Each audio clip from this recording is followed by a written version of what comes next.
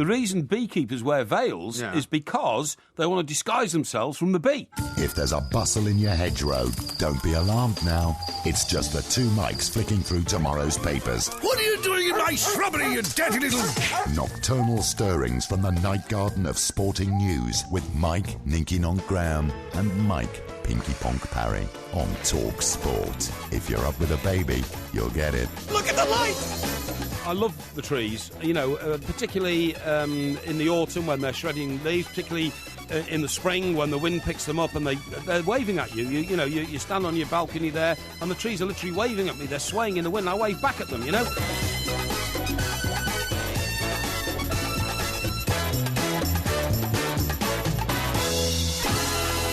This is Talk Sport. We are the two mics, and I'm delighted to say that after our marathon show last night, which went down very, very well indeed, it's time to say a very good morning to a brave new world of Mr. Mike Porky Parry. Yeah, good morning, Mike. Yeah. And I'll tell you about my back in a minute, because that went just before the show last night. I don't care about your back. I'm not interested about your back. We've got a new president of the United States of America. Yeah, I know, a whole new wave of populist movements taking place all over the world. True. We're not going to talk about your back. Well, we will a bit later on, because just before I came in the studio last night, my back went. I was in agony, but I didn't say anything because of the importance of the programme that we had to get through and the fact that they're electing a new president. What a wonderful man you are. And a new leader of the free world. I decided to keep quiet about my back. I suffered in silence. So now you're going to make up for it by going on about it all night. Well, I'll tell you about it a bit later. But listen, you're basically a wreck, aren't you? So dramatic. Well, I was feeling the pace a bit, I suppose. But so dramatic a night. Unbelievable. And, do you know, we hit certain things on the head. Well, at least I did, anyway. Did you? I said, for instance, you know what? The American people have already broken one glass ceiling. They have had, for the first time ever, a president, American president of African origin, and he was there for 8 years. You mean a black president? Yes, absolutely, and that was a major, major step forward since the country was inaugurated as a country in 1770 and all that kind of stuff. 1776. Yeah, absolutely, 1770s. If you'd listen, 1776. I just made it a bit more specific. Yeah. If you'd stop interrupting, I could tell the people what they want to know. If I didn't interrupt you, it would just be one long, screed of consciousness, which wouldn't make any sense. That finally, of course, healed the wounds of the American Civil War, 1860 to 65. You happy with that? Is that all right? Yeah? Why are you talking about the Civil War? Because it healed the wounds from the Civil War. You said last night there would be another Civil War. There. Anyway, listen, what I also said was I didn't think they would break the glass ceiling again and have a first woman president immediately after Obama. I was proved right. Okay. Okay. The most important thing for you is that you've been proven right once in a while, isn't it? Isn't that the most important thing? I also said that the problem that Hillary Clinton had was that she was coming after a great orator in President Obama. Orator. Yes, that's right, who was a terrific orator. Orator. And who whipped up crowds and delivered, the policies in such a smooth and silky fashion. Which policies? And the policies that Mr. Obama tried to implement. I was talking to somebody about this already. Yeah. I mean, what were the policies that Mr. Obama introduced? He never delivered any. Well, he didn't really. The only one he brought in delivered. Obamacare. I know, Obamacare, but that sort of creaked through after about 7 years. And remember his famous quote was, "What you are seeing is change. You are witnessing change." Yeah. This is what change looks like, okay? But nothing changed. And anyway, it did change. It just got a lot more expensive. Yeah, it got a lot more expensive, a lot more complicated. And then, of course, Hillary was up against another great orator who was Donald Trump, who was magnificent at the way he delivered, his policies, without any detail. He looked as if he'd taken a few Xanax on the way to the stage to make his acceptance speech at 3:30 in the morning. His acceptance speech was remarkable. Because, you see, what happened was the markets were going down thinking, this guy's a loony and he's going to wreck world markets and all that. The minute he said, now is not the time for division, now we must unite as a country, the minute he said that, markets started going up again because they thought, actually, this guy might turn out just to be a responsible president. And there were a few people in the room who were still shouting, lock her up. That's right, lock her up. Build the wall. But he, for some reason, seems to have moved away from all that. Oh, he doesn't even recognise that language anymore. Yeah. And the only one policy which he repeated, or has repeated since he became president, is that the tax base is too big, and cutting taxes always stimulates economies. Yeah. So, he does want to make America great again. There is that. Yeah, absolutely. I mean, that's his main plank of policy, plank being the operative word. Yes. So I think all in all, it was but it was so dramatic and so exciting. Now, you got a bit upset because it took Hillary Clinton so long to respond to his victory speech. Very bizarre scenes last night where at the Jacob Javits Centre, which you know probably as well as I do, way over on the West Side Highway. Absolutely. And a place where they have a lot of conventions, a place where they occasionally do big concerts and things like that. Suddenly at 2 o'clock, this guy appears, who was part of the Clinton sort of campaign team, and said, we haven't got anything else to say at this point. We're still going. Hillary's still fighting. That's right. She's not finished yet. She's not finished yet, when in fact everybody pretty much knew that she was finished. And, she just didn't appear, which I thought was showed fairly bad form, I have to say, because she should have at least turned up and said, I don't want to give up yet because, we're still counting the votes and every vote counts is what that guy said. That's right. But instead, she didn't then turn up and then Trump, of course, made his, she then went and phoned Donald Trump and congratulated him. That's right. She knew that it was over. Yeah. So this nonsense about we're still fighting, because it was literally an hour later that she made the call, right? I have just heard from Secretary Clinton. Secretary Clinton, who fought a great fight and all that. But, I mean, she must have known at 2 a.m. that it was done. Yeah, of course she did. But she let all of her supporters, who had been waiting there for hours and hours and hours, just sit there thinking she was going to turn up. That's right. And then later on the next day, when he's already made his acceptance speech, 3:30 in the morning their time, she waits until something like 11 o'clock. That's right. Before bothering to get out of her hotel, take a sort of motorcade across to another hotel and announce that, she's lost. That's right. I just thought it was very bad form. Very bad form indeed. And I totally agree. tweeted out, actually, it was a pretty shabby way to end a political career. Shabby. I see the President-elect, Mr. Trump, Donald Trump, is on his way to the White House today. That will be fascinating. It will. Can you imagine him swaggering around? And I mean that in the nicest possible way, because he is a swaggerer. Swaggering around the White House. With Melania, the new First Lady. Yeah, Melania, the new First Lady, who speaks in that broken English, thing. There's some doubt, by the way, as to how she entered the country. Did you know that? Yeah, I did, yeah. And by the way, that doesn't make her in any way a bad person. Not because at all. Henry Kissinger, who's probably the most famous... Kissinger, the most famous American politician after a president since the Second World War. Yes. I couldn't believe he was still alive. I saw somebody he's about on... 92, isn't he? Yeah, I mean, somebody on one of the talk shows today Yes. was saying that, Trump needs to surround himself with some really good people. And he rolled off a list of names, including Henry Kissinger. Henry Kissinger, I know, yeah. And I spoke to him once, Did you? Yeah, I rang him up and he had an office down by Centre Court down in, downtown Manhattan. Oh, I see, yeah. And I can't remember what it was for, but I was trying to get an interview with him. And he actually answered the phone himself. Really? And you knew it was him. Henry Kissinger. This is Kissinger. But he talked with a German accent because he was German. Well, yeah. And that would be one reason. Yeah, exactly. Yeah. And what I'm saying is, so many American icons, Henry Kissinger, Arnold Schwarzenegger, always spoke with a... Well, Arnold Schwarzenegger's Austrian, of course. Austrian accent. I was going to say Hungarian there for a minute, but Austrian is well, right. it's not that different. It's not that different. And now the new First Lady will speak with a pronounced accent. Slovenian, I believe. Slovenian. But it's a good thing, because it means that they are an embracing country. There's nothing wrong with that. There's nothing wrong with that. It doesn't make her a bad person. But there is at a all. certain irony to people speaking with a slight European accent, talking about cutting back on immigration. Yeah, of course there is, yeah. Do you know what I mean? But I mean, it's the usual thing, and we have it in this country as well, that when people who are immigrants get here and decide this is a great country, they then actually decide, don't let anybody else come in case they wreck this great country that I now live in. Because, they're criminals. They're not the best. That's right. That was one of his other great speeches. The Mexicans that come here, they're not the best. There's some bad hombres. Yeah, some of them bring drugs. Yeah. They're rapists. The bad hombres, and all that kind of stuff. There's no mention of any of that last night. No, exactly. So now he's going to try and convince everybody that he is the new Donald Trump, presumably. That was all a bit of a laugh, and it was all a bit of a reality TV show. And now he's going to rule with a sort of what can only be described as calmness and exactly. And lots of cross-party conversation. I thought the body language of the Clinton family last night was fantastic because, this morning, wasn't it? Because yesterday morning, because there she was standing at the front looking like she'd won rather than lost, which is great political sort of nous and all that, although she can't even, she can't deliver a speech, that's why she didn't win.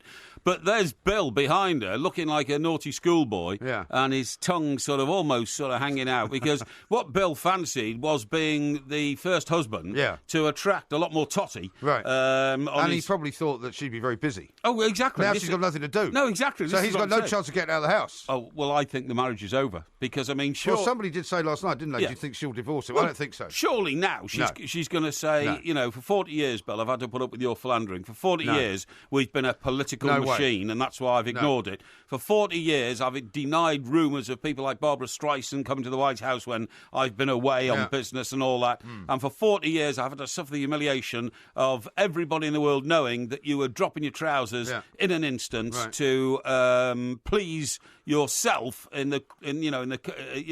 women and all this kind of stuff, which is all true, by the way. And now, Bill, I've decided that I don't want any more of that. No, I don't see it. People don't do that after 40 years. They just don't. I think she might, because they're both now filthy rich, by the way. It's another thing that Donald Trump didn't mention last night. He didn't say, we've got to investigate the Clinton Foundation. No, exactly. Where did they get $150 million from? I mean, she also said that she's told Donald that she's more than happy to help him. That's right, to work with him. The work with him to try and improve the country. I don't see that happening. Yeah, well, I think that means, don't put me in jail, please, because I'd like to sort of, be diplomatic and work alongside you. Well, she doesn't want to give up. Anyway, we've got lots to talk about. We're going to talk to Mark Donaldson coming up a little bit later on. Not only about how the Trump effect is hitting America, but also about the Scotland-England game coming up on Friday. Yes. I've got a feeling that in this week of upsets, we might just ridiculous. see another one on Friday night. What a load of gobbledygook. Dan Spencer, who's a writer for Red State and a Trump supporter, will be joining us as well. And, of course, it's Porkyvision. This is TalkSport.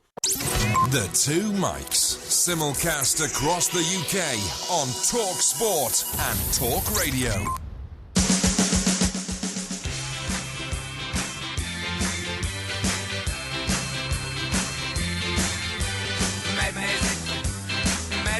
They call it madness.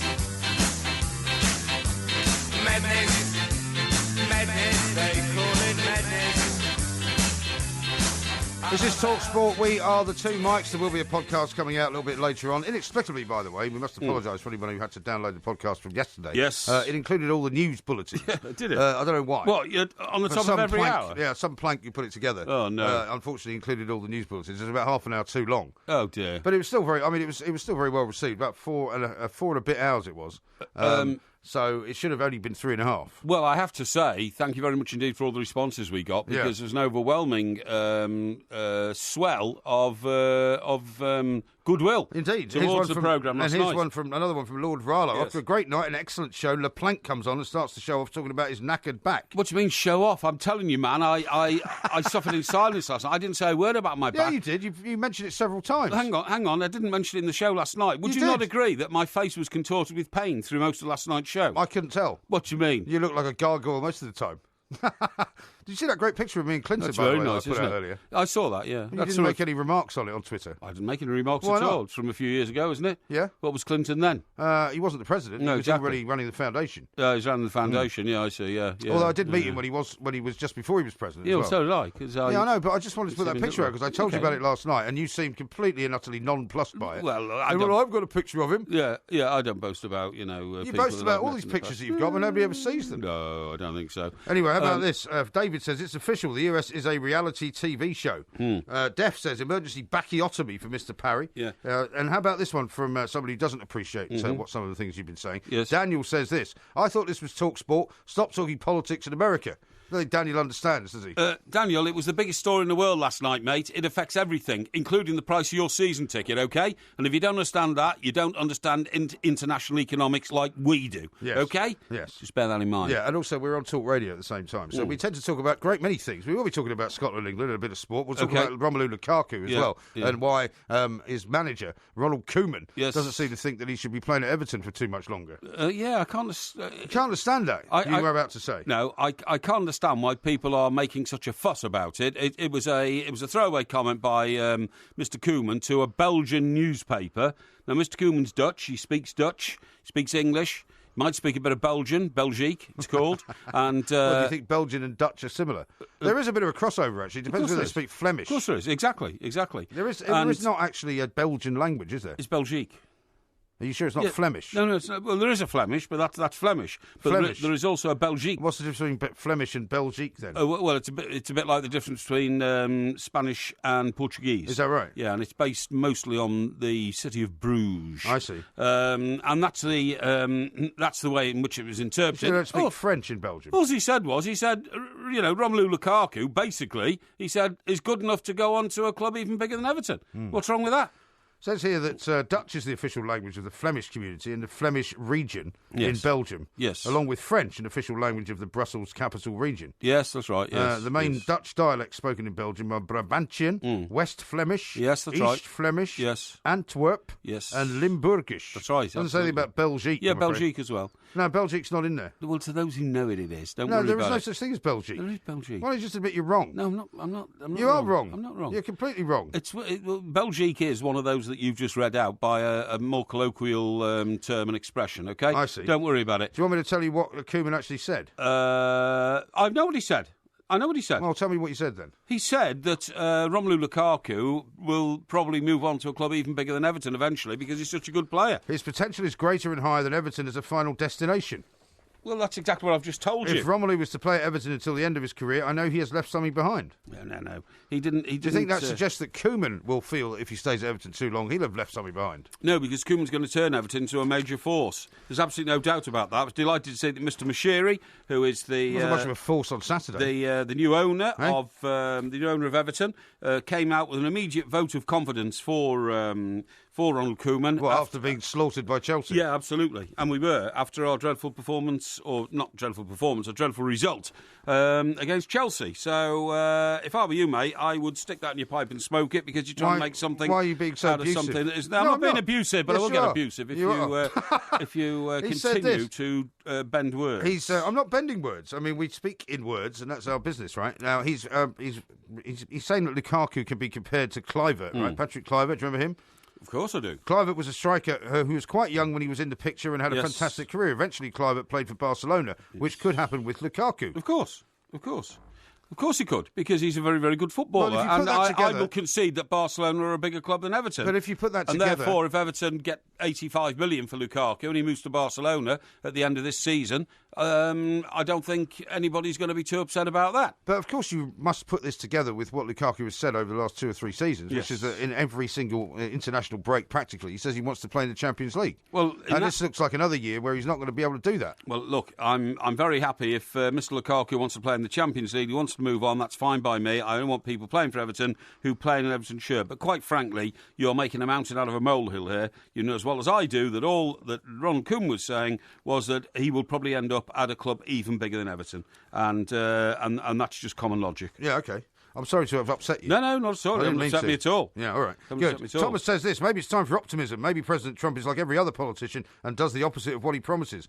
Well, this is the funny thing. I mean, people were also saying on Twitter earlier on today, Yes. isn't it amusing that this guy Trump has actually been criticised for going into office as president and promising something and actually then doing it? Yeah. Because that's what he's now been criticised for, because people are worried that he's going to do what he said he was going to Yes, do. that's right, yeah. Whereas normally the default position is politicians don't do what they say they're going to do. That's And right, I mean, yeah. the amount of weeping and wailing that's been going on. I mean, if you've been watching the BBC today, you'd think there was some kind of national tragedy going on. You won't believe it. I read a tweet from somebody who's in our profession, right, or used to be in our profession, actually. I think he's sort of opted out and doing some sort of weird marketing thing or something.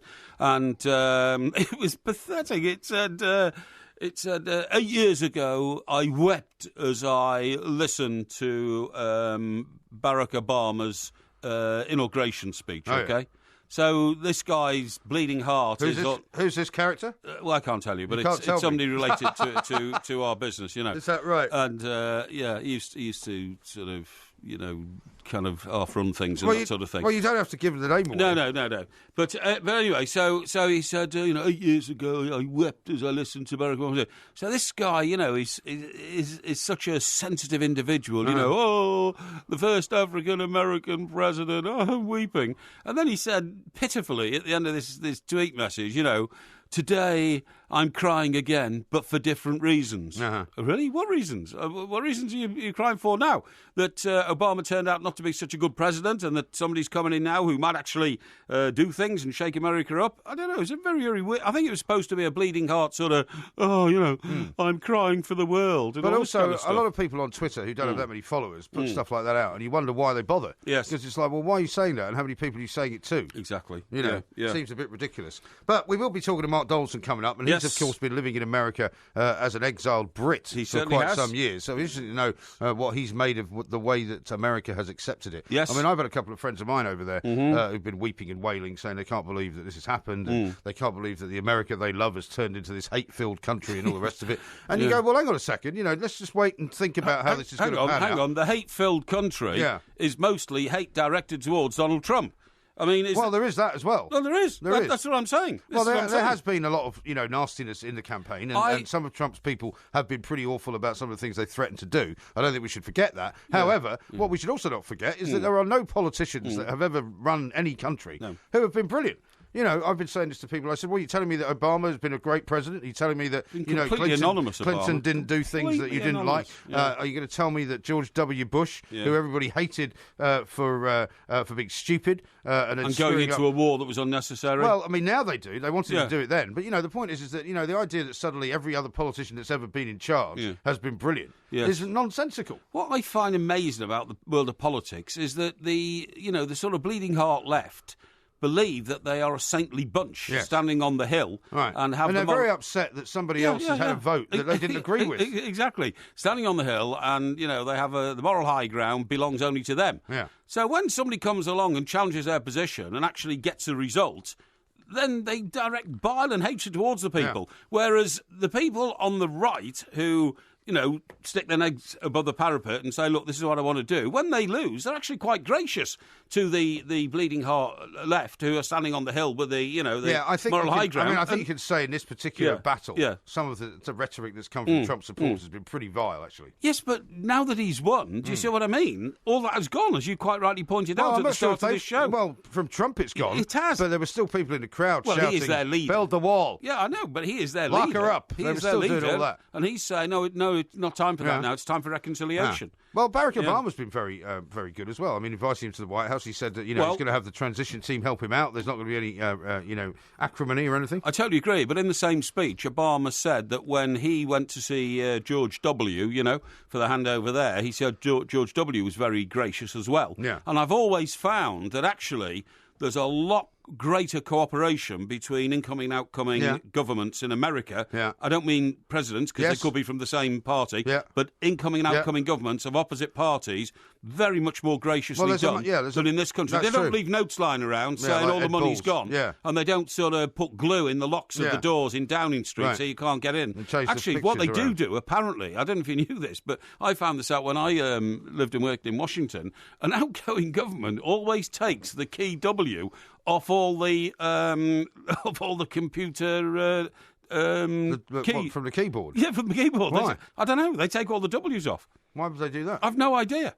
I have no idea. Sure? I'm certain. I was told this by an insider. He said, yeah, well, you know what their favourite trick is? Whenever an outgoing government leaves the White House, but whether they're changing political persuasion or not, they always take the W off the keyboard on the computer. That sounds mad. Yeah, I said, I'm not sure that's true. We'll have to check that one out. Yeah. We'll have to check that one out. A couple of people have got things to say. Andrew, Bull-gique simply means Belgium in French, you fool. Yes. And here's one from Richard who says, what a loudmouth plank. Bull-gique is French for Belgium. Stop disseminating wrong information. Hang on. Is this have a go at Porky Night or something? Yeah, apparently so, yeah. Sake. There's a lot of nastiness out there, I'm only trying to give you some direction. The Trump effect has had a massive effect on everybody out there. I think it has. Please stop abusing Porky. This is Talk Sport.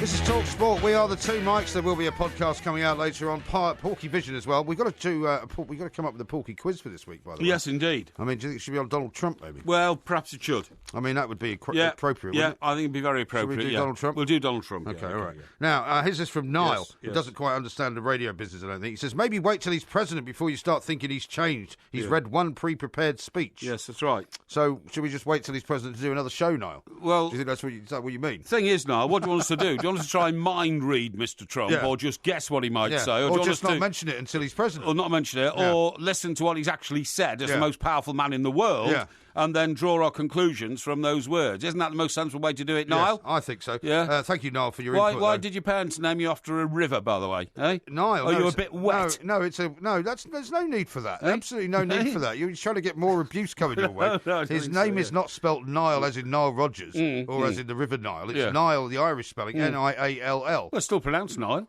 Yeah, but that's an Irish pronunciation. Yeah, imagine being called, like Thames or instead of Tom. Well, I mean, I suppose there might be Thames, people called Thames, might there? or D. That's where I come from. D? Chester. Well, there are people with the surname D. There are D's, D. There are some people also. River D. I mean, what about Mersey? Mersey, yeah, that's right.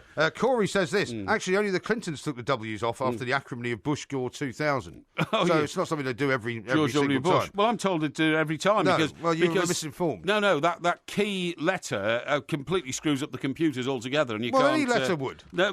It's Well, something. you tell me which letter you can take off a keyboard that doesn't screw up anything Well, you do. apparently W is absolutely key because No, it's not. It is because it's in Well, Washington. no. And Because they have to keep writing Washington. well, presumably, yeah, because No. it's Washington DC. No, it's isn't because it was Yeah. George W. Bush. And so I don't think it thought was. to be significant. No, Why can't you just admit you're wrong? No, I think that's too simple an explanation. Steve says this. Do you think Porky should do a weekly Trump watch to let us know what stupid things he does each week? No journals required. Well, hang on. You see, that's prejudiced again. Who says he's going to do something stupid every week? He might do something sensible every week. You never know. Well, you don't, No. do you? Now, I don't know what you're going to be putting in Porkyvision. A lot of people have been talking about the missing, but here's one from Iceberg who says, any chance you gents have started watching The Crown?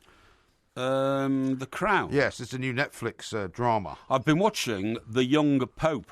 The Young Pope? Yeah. Yeah, I don't like the look of that. Well, I've seen a bit of it. I'll tell you about it in Porkyvision. Yeah? Yeah. All right. I Any mean, clues? Well, weird, to say the least. Yeah, it looks weird. Yeah. Well, The Crown is the new Netflix thing. Yeah. Who are the people that did, of course, the House of Cards. House of Cards, That's right, yeah. And what's it about? The Crown is about the young life of Queen Elizabeth II. Oh, yes, of course. Has And that started yet? well, I believe it started last week. Oh, did it? Okay, And I was yeah. going to watch it, but I couldn't get any.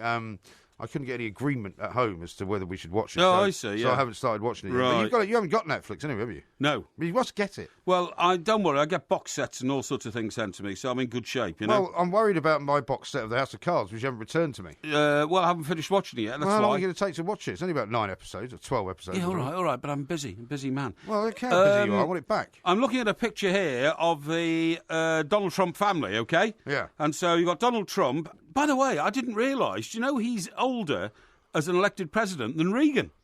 And I thought Reagan had What do you been... mean, Reagan? Reagan. I thought Reagan had been the I oldest thought John ever. Thor was going to ever be the Yeah, president. that's right, yeah. I thought he'd been the oldest ever. Who? Reagan. Reagan? What, you mean Trump is older than Reagan? Yes. Is he? 69 now. Right. And But Reagan was older when he finished, wasn't he? well, it depends if Trump does 8 years, doesn't it? Because obviously Well, no. he'll be older than Reagan when he finishes, won't he? Well, it doesn't depend on that. No, what I'm saying is that Reagan was older when he finished than Trump is now. Wasn't he? Well, of course he was. He did 8 years as president what of the I'm United States. So this guy's not the oldest president. He's the oldest to be appointed president. Yes. That's a point I'm making. Yeah, okay. And even older than Ronald Reagan, who used to make constant jokes about how Yeah. old he was and his age, That's didn't right. Well, how old was Reagan when he finished then, after 2 terms? He was in his 70s, wasn't he? I think he was 76, I think. he? He was 76 or Yeah. 77. 76, well, I think he was 76, which makes him a year younger than Donald Trump. Right. But anyway, so you've got President-elect Donald Trump, right, Yeah. at his age. He's got a son called Barron, who's 10. Barron is the son he's got with Melania. That's right, absolutely. He was the one who was standing next to him as he made his acceptance speech. Yeah, He with the looked white quite- shirt and tie. He looked quite tired. He looked a way-faced youth. And some people were saying, isn't it disgraceful that a young man like that at age 10 is up at 3:30 in the morning? Well, not if your father's just been made president of the United What a States load of of rubbish. America. I mean, if your dad's just been appointed Yeah. the president, Yeah. of course you're going to stay up. I mean, my dad used to get me up at 3:30 in the morning when I was 10 to Right. watch Muhammad Ali fighting in the United States Really? of America in black and white grainy TVs. Did you like that? Oh, it's fantastic. It was brilliant, wasn't it? I mean, just imagine having that image in your head, 40 years on. I can't imagine what the images are in your head. Wife Melania, 46, right? Melania. Now, he's then got a daughter, Ivanka, 35. That's we know all right. about her, don't we? She's from Ivana's marriage, right? That's right. We all sort of grew up with her, didn't Yeah. we, in New York? And she's married to a guy called Jared, who's 35. There was an awful lot of them on the stage last night, is all I know. Yeah, well, Trump's got another daughter called Tiffany, who's 23. Right. And he's got And who's she from? Who's her mother then? I think that must be Ivana as well. Ivana as well? I think so. Could be. Because, 23, 35, 12 years apart, so I suppose so. I mean, she can't be Melania's daughter, presumably, because she's 23 and Melania's 46. She could be, but it doesn't say here that she is. I wouldn't have thought so, no. And it doesn't say stepdaughter, it says daughter, Yeah. so it must be. It must be from Ivana. And then daughter-in-law Vanessa, 38. Now, where would she have come from? Daughter-in-law? Well, that would be presumably one of his brother's daughters, wouldn't it?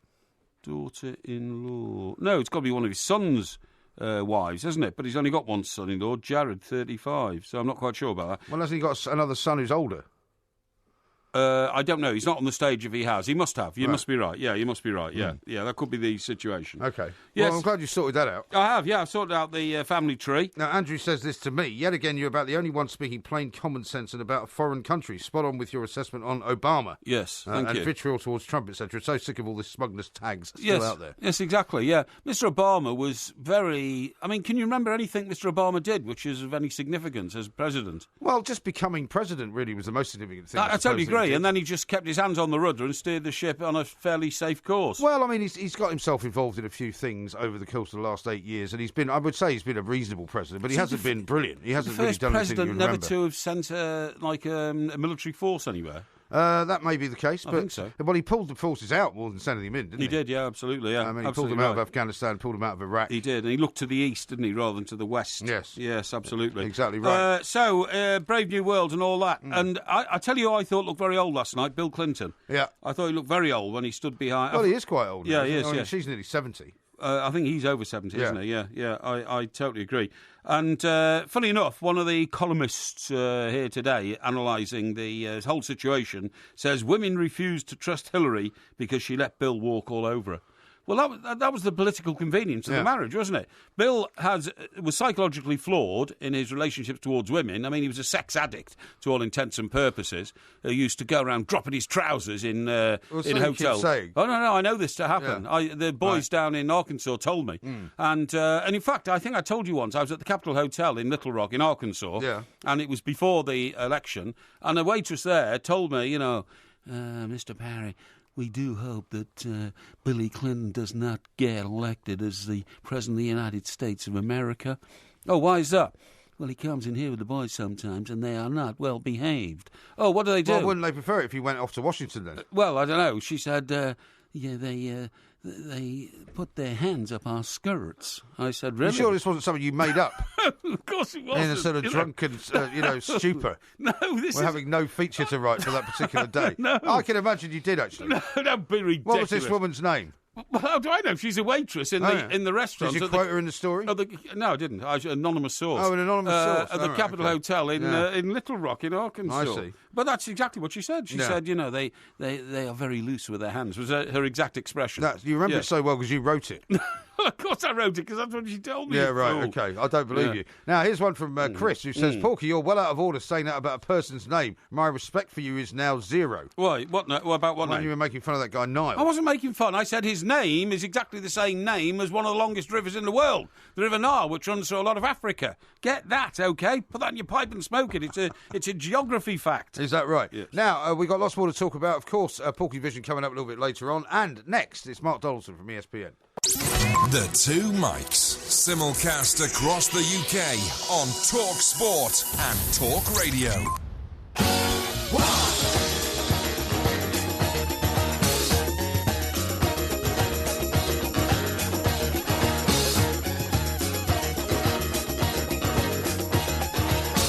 Sport, we are the Two Mics. We've decided the Porky quiz this week is going to be on Donald Trump, which I suppose is fairly appropriate considering he has just taken over the job of President of the United States. Everyone's calling him President-elect.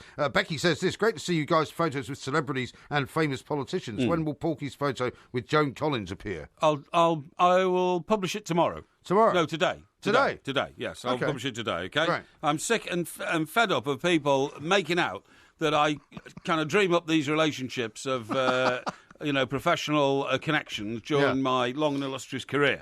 Okay? Yeah, well, because you never provided evidence of it, that's why. I will provide evidence. Okay? We'll look forward to it. Yes. Excellent plan. Now, talking of long and illustrious careers, let's talk to Mr. Mark Donaldson from ESPN. Mark, a very good Did you morning say to you. short and non-illustrious careers? No, I said long. Sorry. He's taken on the Trump mantle, I'm afraid, Mark. He's decided to just insult everybody and see if that makes him any more successful than he already has been. Yeah. How are you?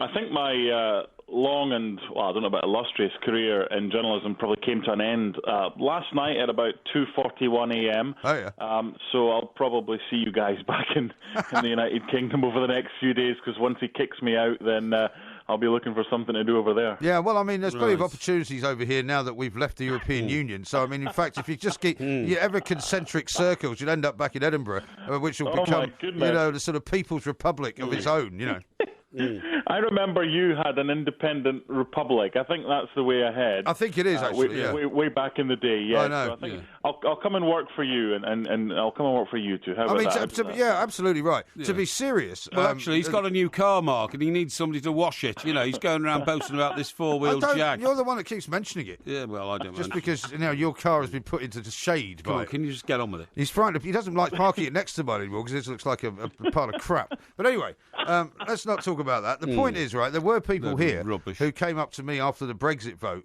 who were from Europe and said, what's going to happen to us? Are we going to be kicked out? And I said, no, of course not. That is not going to be the case. People who live and work in Britain from the European Union are not going to suddenly become persona non grata because we've left the European Union.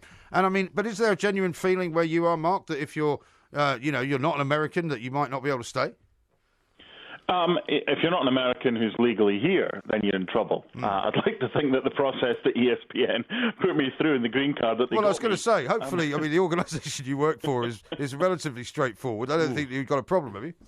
Well, we're owned by Disney, so if there's a problem there, then we're all screwed. It's sad. I'm sitting here while speaking to you guys, and I'm seeing on CNN anti-Trump protests now in at least 7 cities. Right. Now, the difference between Brexit and what we've had over the past 24 hours, the Brexit vote was an indicator vote. It wasn't legally binding. Now, that's up to the government to decide if they want to do that or not, and we've obviously had the issues over the last few days about what's going to happen with that.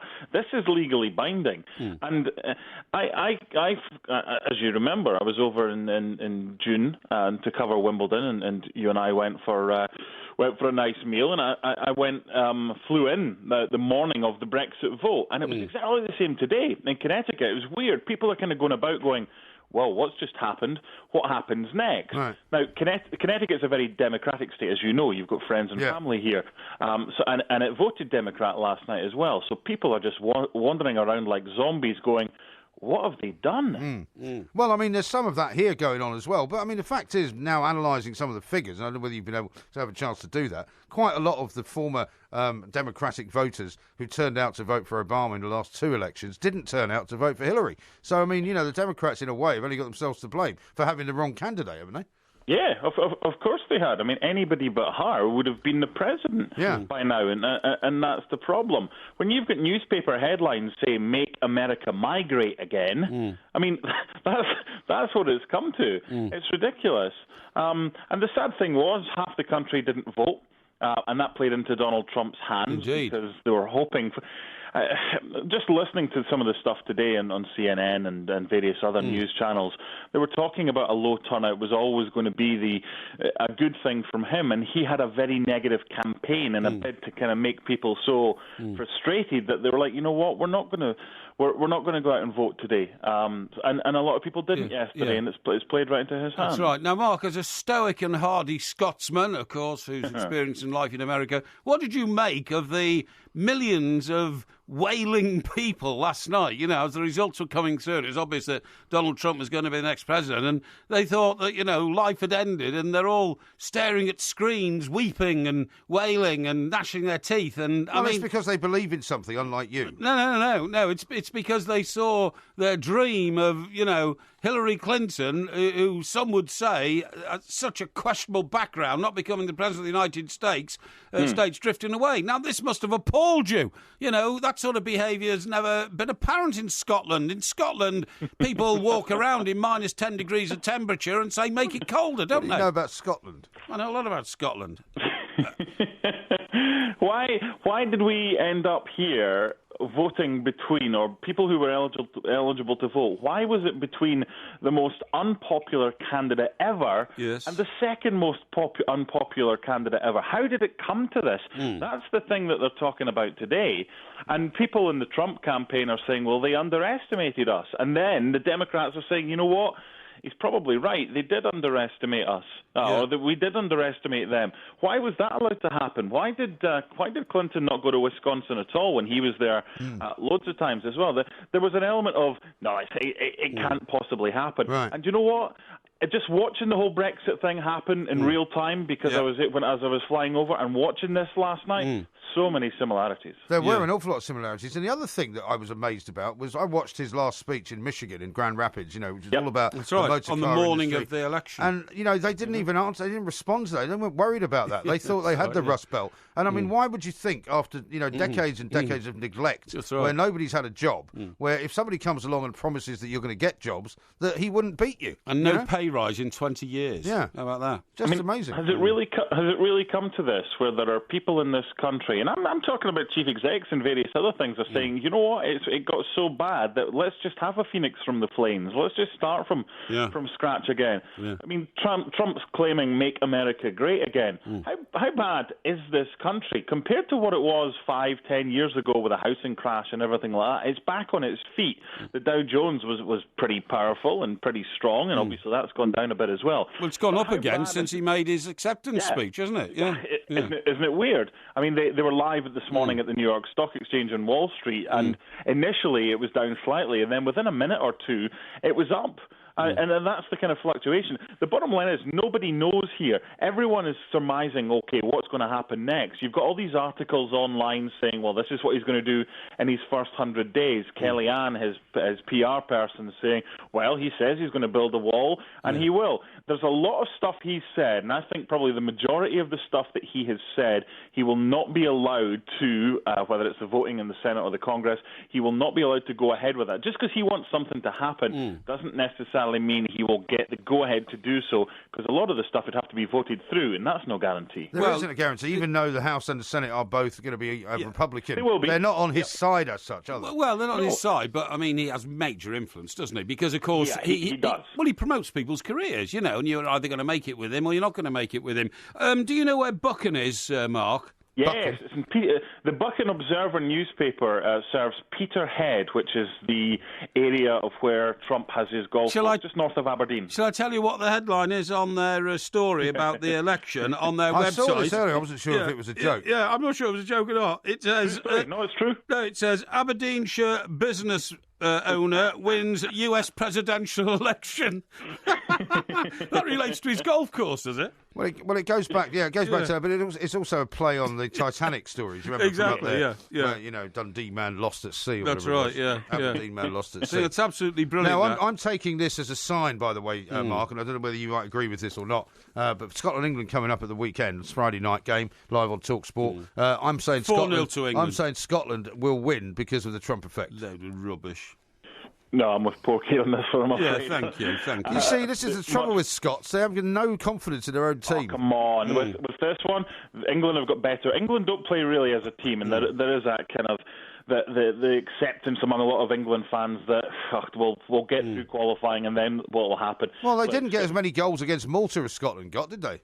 Yeah, but they got 3 points, and I mean, what would you rather do? I tell you what, I'll swap. I'd rather England.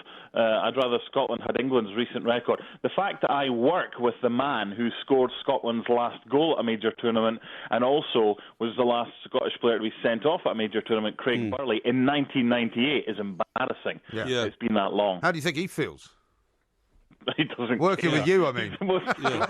Exactly. Grumpiest man. He'd be perfect for this show. Yeah, he would actually. Yeah, but I think he goes to bed a bit earlier than that. I tell you what, I think the Scotland manager, Gordon Strachan, he seems to take life extremely lightly at the moment. He was in a Leeds sort of working men's club earlier. I think it was late last week, because of course he was with Leeds United when they won the Premier League title.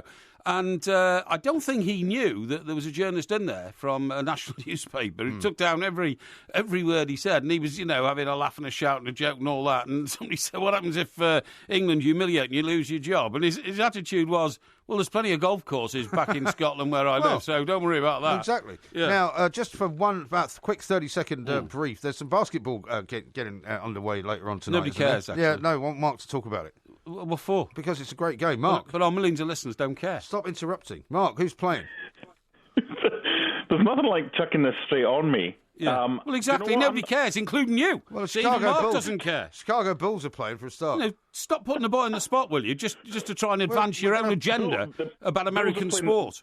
Bulls are playing the Hawks tonight. It's half-time and the Hawks lead 68. The Bulls are playing the Hawks. Yeah, Hawks. Brilliant. Yeah. Really looking forward to Sorry that. about that. Parry hasn't had any sleep for the last 3 days, so he's not feeling particularly, welcoming to anyone. Well, actually, Mark, that's because of my back. I worked through a 5-hour show last night with intense pain at the base of my spine, but I didn't tell anybody. See, what you need, by the way, is you need a new car with a massage chair. That's right, a better car. I've got one. That's what he I've needs. got one. I've got one. Don't worry. A better car. And what he also needs is a good kicking from me, and that'll put some real pain his way. Oh, that's nice. But isn't listen, it? Mark, thank you very much indeed. It's always the recourse of the ignorant. Mark Resort to Donaldson. violence. Mark, I've got some new boots on. They're quite pointy. Mark Donaldson there from ESPN telling us about a great many things, including the Scotland-England game. He doesn't think Scotland got any chance. I do. We'll be talking some more about that. We'll talk some more about Porky's back and what remedies he could try. Maybe you could suggest some remedies for him and tweet them to us at the 2 Mike. Duncan says this, I can thoroughly recommend The Crown. I've watched the first 2 episodes and I'm hooked. Yeah? Yeah, he says ours is an excellent show as well. Yeah, excellent. Excellent. Retired in Mexico says, MG thinks Scotland could win. It might not be a bad thing for England to lose, then we might get some changes. Well, we might get rid of Pep Southgate. Well, I think Pep Southgate's shoed into the job whether he wins or loses, to be honest. Well, there isn't anyone else, is there? Well, he's now convinced people with this, with this very earnest look that he has all the time, the deep beard. Thinking, the beard. Is that why you've got a beard? No, I've got to convince people that you're a deep thinker. No, not at all. No, people know I'm a deep thinker. They listen to me all the time. Southgate, with his fantastic track record of having got relegation for Middlesbrough, clearly the qualification list for the England job and all that kind of stuff.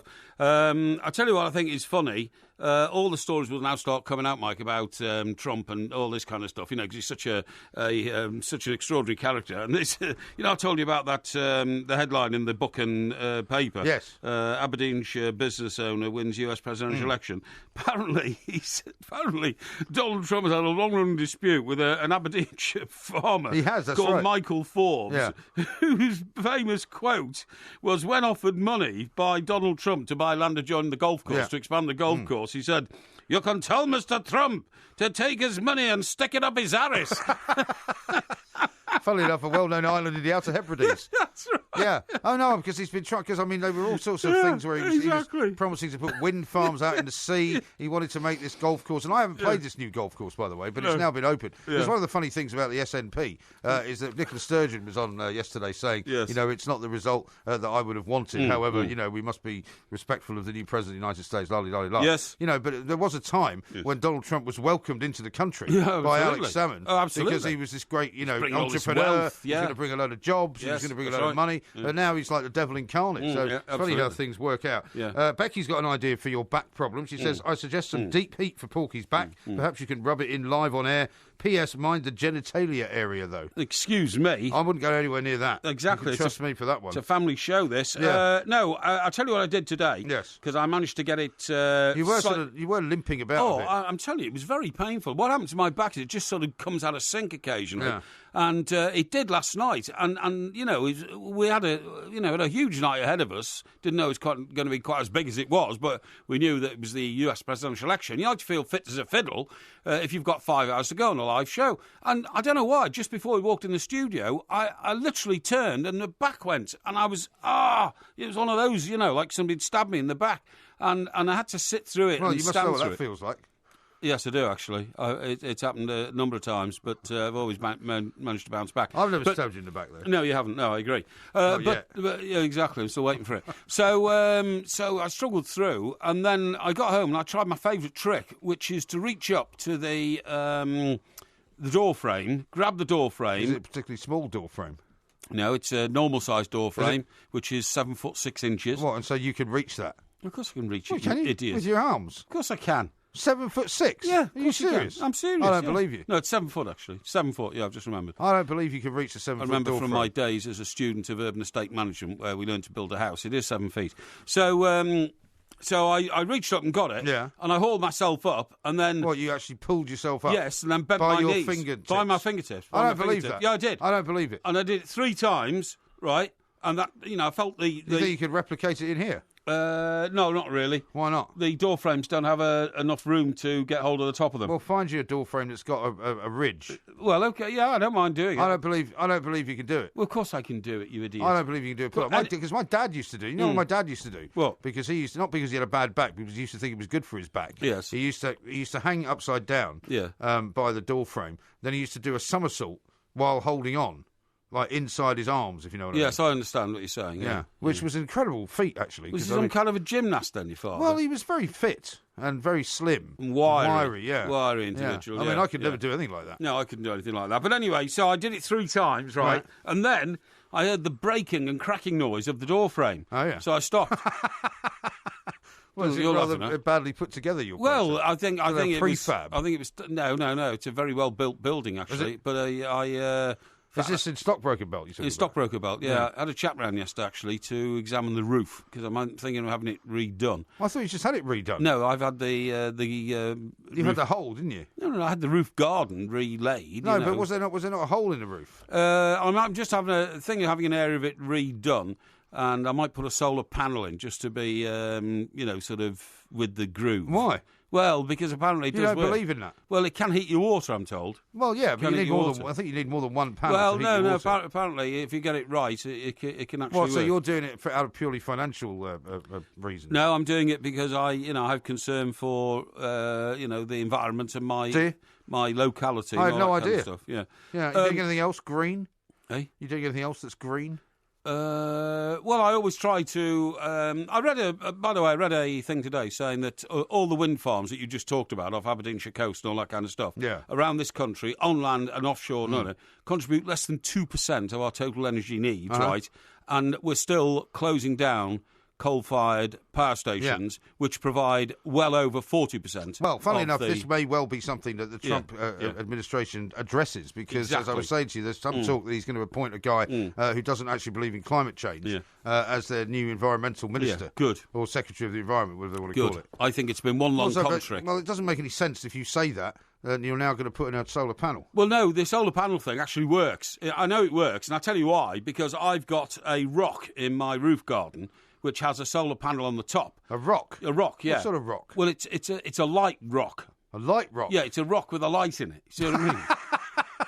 What is your problem? Why What's your would you problem? buy a rock with a light in it? Well, it's very decorative. It's decorative for the It must garden. be horrendous. No, it's a very decorative. And what sort of light has it got in it? well, it's got like a beam, like Is a this beam one light. of those things you got from Russia? You know, it also has a listening device. No. Or a microphone. And what happens is it takes in light, even when it's sort of overcast and in the winter, during the day, and then at night, I can switch it on, and it produces a lovely glow over the garden. What sort of? What do you mean over the garden? It's about a foot square. No. It does across that end of the garden. Is it coloured light? Yes, it is. It's like a blue light. Blue? Yeah, Of course is. it's blue, yeah. What other colour would you have? Yeah, exactly. Yeah, and it's So it's solar powered rock. it is a solar. It's not really powered a rock, is it?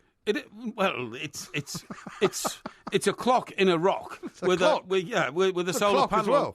as well? No, sorry. It's a light. So what is it? A light or a clock?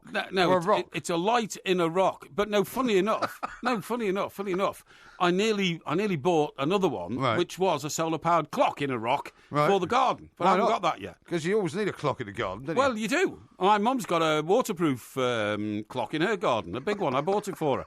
How big is it? It's as big as a plate.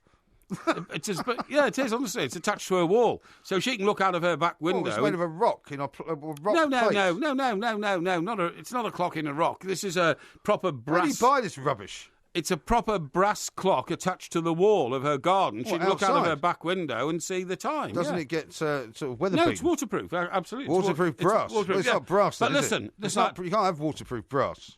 well, it's got a casing around the brass, obviously, to Has it? keep it waterproof. Okay. But what I didn't tell you about my back, because you got off the subject, Sorry. was it once happened to me in Red Square in Moscow. I got out of the car in which we were travelling, right, and we just come back from the football stadium where I'd been talking to Phil Neville. Oh, yeah. Who was voted as England's favourite player by Russian fans, and I stepped out of the car and I turned to go to the entrance of the Metropole Hotel, and my back went and I collapsed. My knees buckled. I was on the ground, and 2 Red Army soldiers had to pick me up and carry me into the hotel. I suppose they were used to doing that. Well, it's funny you should say that. The maitre d' guy in the entrance hotel. Maitre d', yeah. Thought I was intoxicated. And how would you have ever thought that? Exactly, yeah. And good evening once again, Mr. Parry. It was rather embarrassing, I'm telling you, But again, that only lasted like 24 hours, and then I sort of managed to click it back, Right. I did the same routine with the door, pulling myself up. But you've now damaged the door frame, by the sounds of it. Well, I don't think I've damaged it. I think I just resettled it, if you see what I mean. Okay. Yeah. All right, I've got some information for you on one of the Trump daughters, by the way, coming up next. Oh, excellent. This is Talk Sport. The Two Mics. Simulcast across the UK on Talk Sport and Talk Radio. You can't always get what you want. You can't always get what you want. You can't always get what you want. But if you try sometimes, will you just might find you get what you need? This was, of course, the Trump campaign song, wasn't Exactly, it? that's right. Yeah. And now, when that was playing, of course, you got the usual thing: rock bands and politicians, and the Stones apparently made a public announcement that They said they didn't want him to use it, right? Well, it said they hadn't granted permission, Right. but you don't have to grant permission. You can use any song. You pay royalties Well, no, on you it, do, and that's because it. Bruce Springsteen did the same to George Bush, I think, when he was playing Born in the USA. That's right, he did. And yeah. he said, "I'm not giving you permission to use it." Yeah, So they had but- to stop. Oh, did they? Yeah. I didn't think you could do that, but anyway, because you can't even these days stop a. Well, I think it's more of a Yeah. it's a bad PR thing, course isn't it it? is, Because of every course time it you is. play it, Bruce Springsteen comes out and Yeah, says, I wish you wouldn't use wish it. I you don't wouldn't like use you, it, and I yeah. don't like your policies. Yeah. Yeah, so you're scoring an own goal. But anyway, the point is now, according to a gossip rumour that's been published in one of tomorrow's papers, Mick Jagger wouldn't be averse now to go into the old inaugural ball and representing the new president, because that happened with Fleetwood Mac. "Man of great principle." Yeah, I was in Washington, and Fleetwood Mac had made some noises about Bill Clinton using, don't stop, yeah. thinking about tomorrow. Why would they not want him stop. using it? I don't know. I don't know what it was. I think they were quite happy with that. Well, whatever it was, anyway, it was all about rock stars and politicians again, and all that kind of stuff. But they ended up at the inauguration ball. I remember reading an interview with Mick Fleetwood, in which he said, "Look, if the president called and asked us to go and play at his inaugural ball, we'd be happy to do it." And lo and behold, call and ball, and off they go. Call and ball. Yeah, that's right. Dave in Glasgow's been on again. He says you don't have to read this out, but how many people are named after a river? Nile, Clyde, Jordan, etc. Yeah. There's quite a few, no Yeah, doubt. That's right. I'm trying to think of a few more. now, Seven? Matt- Is there a seven? 7? I don't think there's a seven. Well, is there's a there? Severn River.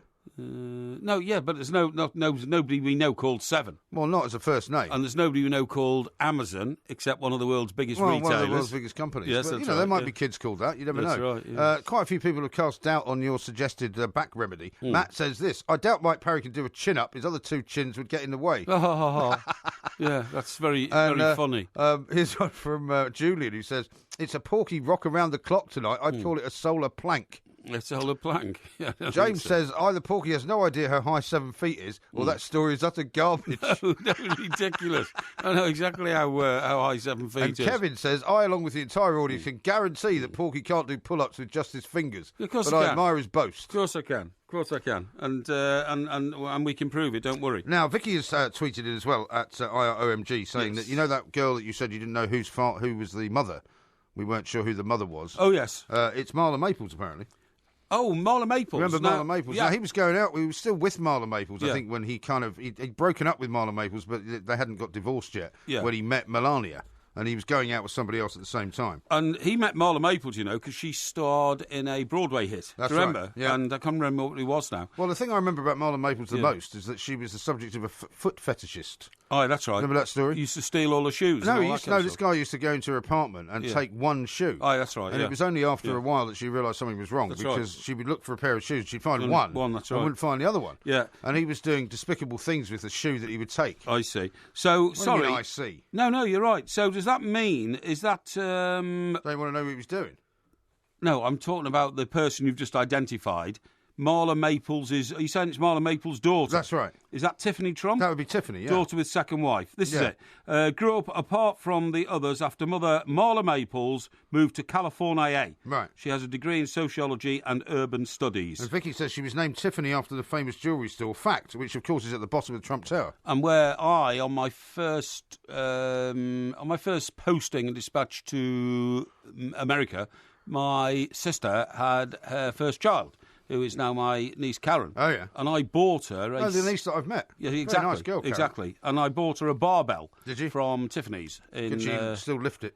Well, of course she can still lift it because it's tiny, isn't it? But you know, you buy these barbells for babies. Yeah, my daughter had one that got stolen. Oh, really? Yeah. Oh, that's terrible. Yeah. You You didn't steal it, did you? No, of course I didn't steal it, you fool. So I know all about that. So that's absolutely marvellous.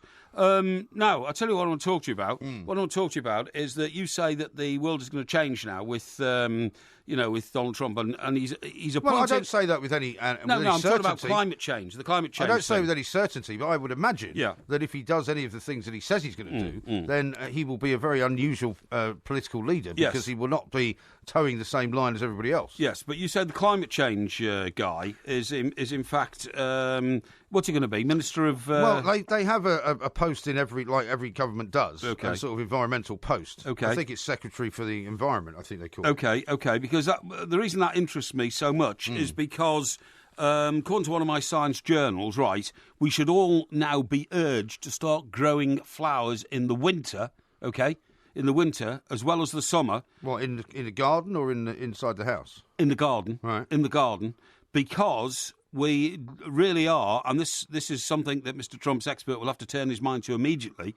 We are suffering a worldwide shortage of bees, which I've told you about already. And Well, you keep saying that, Yeah, but we I are. mean, there doesn't seem to be any evidence of it. No, listen, gardeners are being urged by our government, but this needs to go all around the world, certainly needs to go to America, to plant more flowers that bloom in winter to help bees survive the cold. But I thought bees couldn't survive in the cold. I thought they more or less died out in the winter. And I'll read this to you. This is so interesting. Lord Gardiner. It's a good name, isn't it? Yeah, exactly. He is the Minister for Rural Affairs. No, he is. He is. Gardiner. No, he is. The Lord Gardiner, who's the Minister for Rural Affairs, has told us bees are a much-loved feature of English summertime and a crucial contributor to our biodiversity and to our economy relating to food. Yeah, well, But we know all that. hang on. It's important not to forget bees' needs during the winter. Now, planting evergreens for winter food and leaving areas of gardens undisturbed to provide homes. Well, you can't leave any area of your garden undisturbed, can you? Because it's so small. I mean, every time you go out there, it's disturbed. No, it's not. Of course it is. I don't know why you go on about it. Well, because it's a tiny roof garden. No, it's not. It's like a balcony. It's not. Honestly, Well, it's what not. are its dimensions? Well, does it matter? Its dimensions down one side are about... Let me pace it out. 1, 2, 3, 4, 5, 6... No 7, chance. 8, 9. Absolutely no chance. About, I would say, 36 feet Ridiculous. by... No, it is by not 30, 12 no. down one side. It is not 36 and feet. similarly, around the back. Well, we've seen pictures of it. It looks about 6 foot by 3. No, you've only seen a picture of one corner of it. That's the only pictures I've ever taken of it. Anyway, he said, whether you have access to acres of land or just a window box, right? So big window boxes can do this. Yeah. Everyone can play a part in helping these vital insects to thrive, okay? Yeah, all right. A good winter flowering plant for bees is the mahonia, okay? Mahonia. The mahonia. What's that? Well, it's a good winter flowering plant. Is it? Okay. It's called the mahonia. Mahonia. Yeah, as is the winter flowering clematis. Clematis. I've got a great story about that. Oh, good, okay.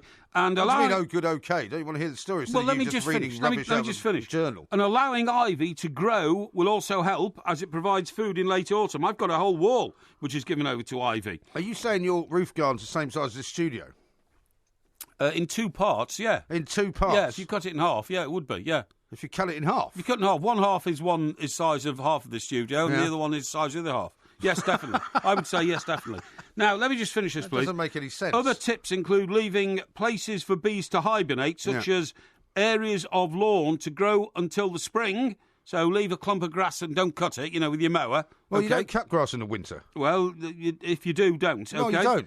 But you can play football on it and crush the bee to death. Now, here, this is so interesting. Bulbs that flower early, such as crocus, primrose and snowdrops, are useful for hungry bees as winter ends. Now, guess what? What? My housekeeper has already been out in my roof garden and planted the winter bulbs. Where? In my. It's paved. What does she plant them in? No. I've got huge bowls of plants all over the place. Bowls? Yeah, bowls. Yeah. So planted them in a plant pot. Yeah, plant pots. That's right. I've got massive, great ones. Right. Can you plant anything in the rock clock? No, you idiot. Of course you can't, because it's a rock. Anyway, let me just finish here. Now, Lord Gardiner, who is the minister in charge of all this, it's a very apt name, isn't it? Was He's got a shed. Eh? Has he got a shed? I don't know. But he has told London's Kew Garden, one of the world's leading sort of horticultural establishments, to get on with it. Really? Yeah. I know What an absolute pile of old cobblers. And what are you going to tell us about clematis? Well, I had a neighbour once, right? Oh, yes. Down in Wiltshire. Very nice family. Oh, yes. And they had their mother-in-law. Well, one of them had their mother-in-law visit, and they had some clematis that was used to climb up the outside of the front of the house. Yeah. And the woman turned up. It was one of these sort of high-sense bouquet types. You would have loved her.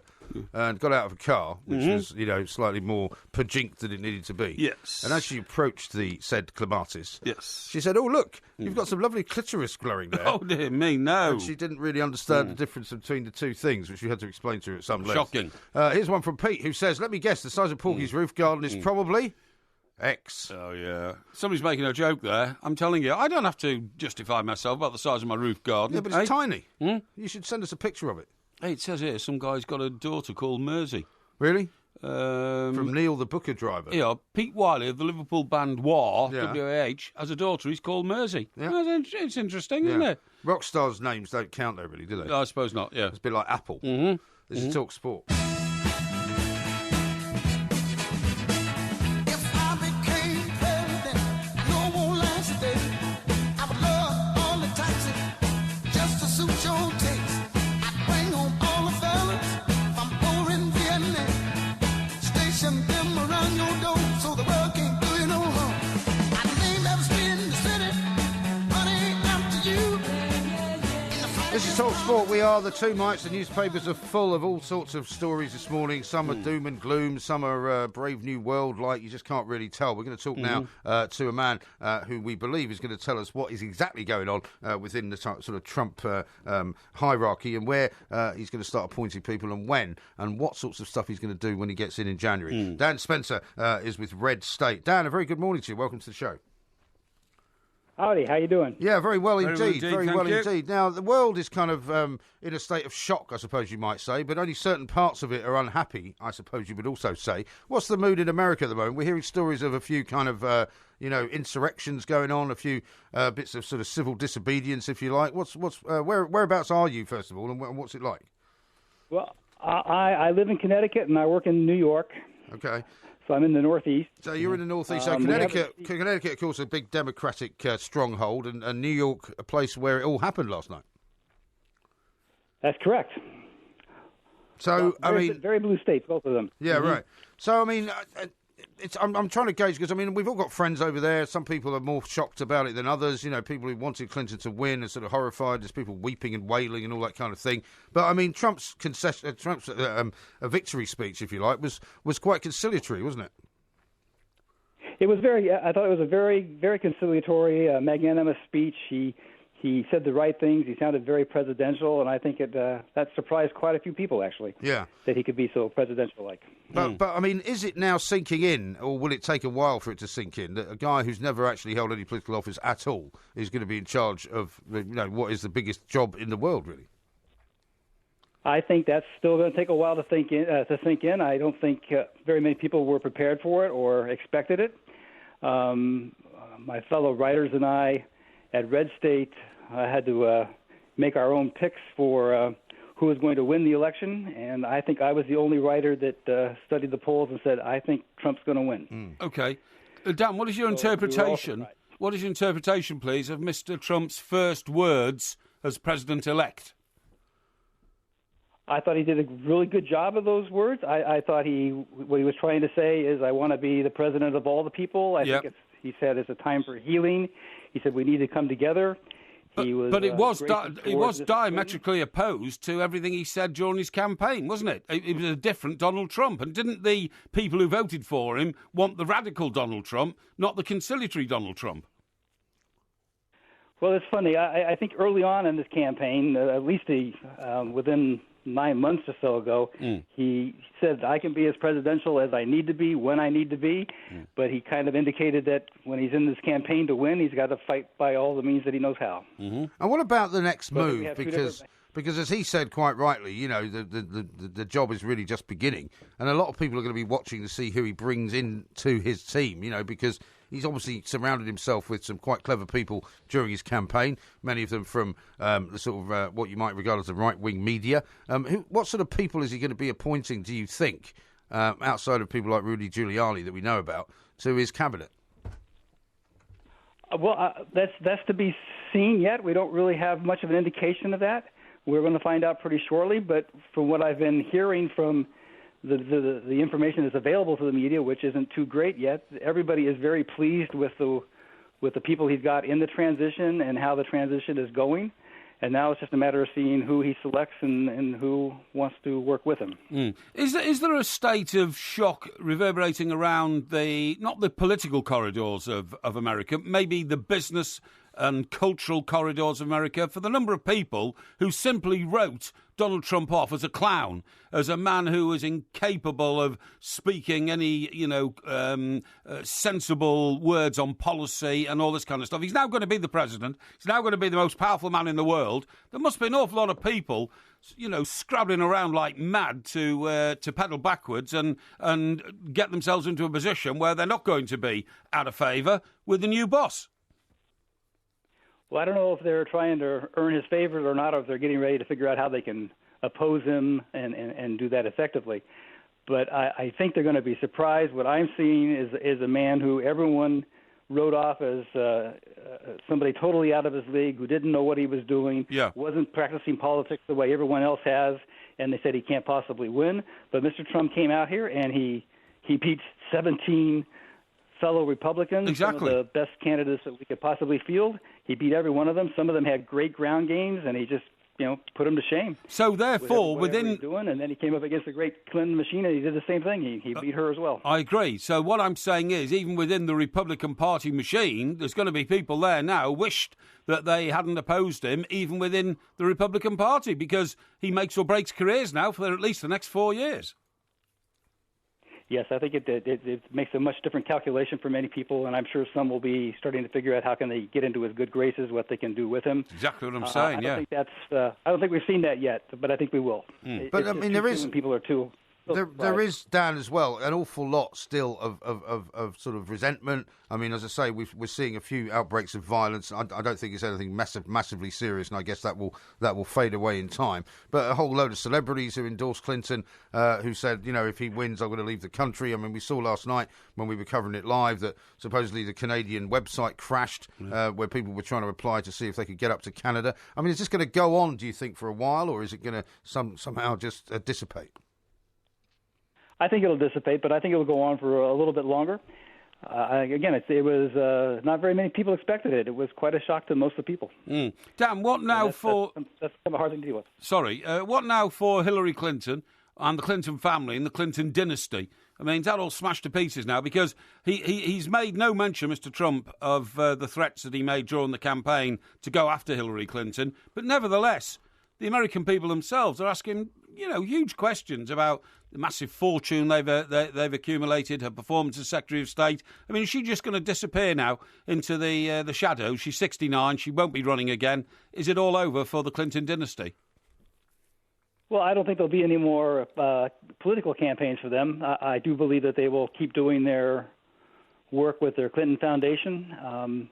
What, you mean accumulating vast amounts of money? Well, they might not get so much money now that they're not in the sort of seat of power. Exactly, right? yeah.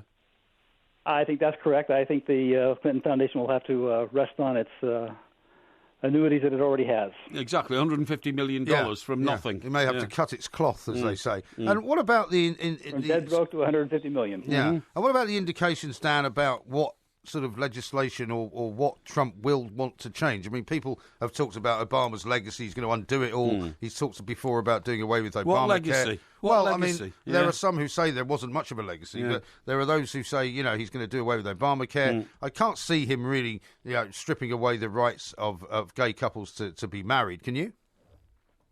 No, I can't, and I don't think if you look at Mr. Trump's background, I don't think he would do that. I don't think the country is ready to do that. There are a few people that would like something like that, but I don't think their numbers are significant enough to cause that to happen.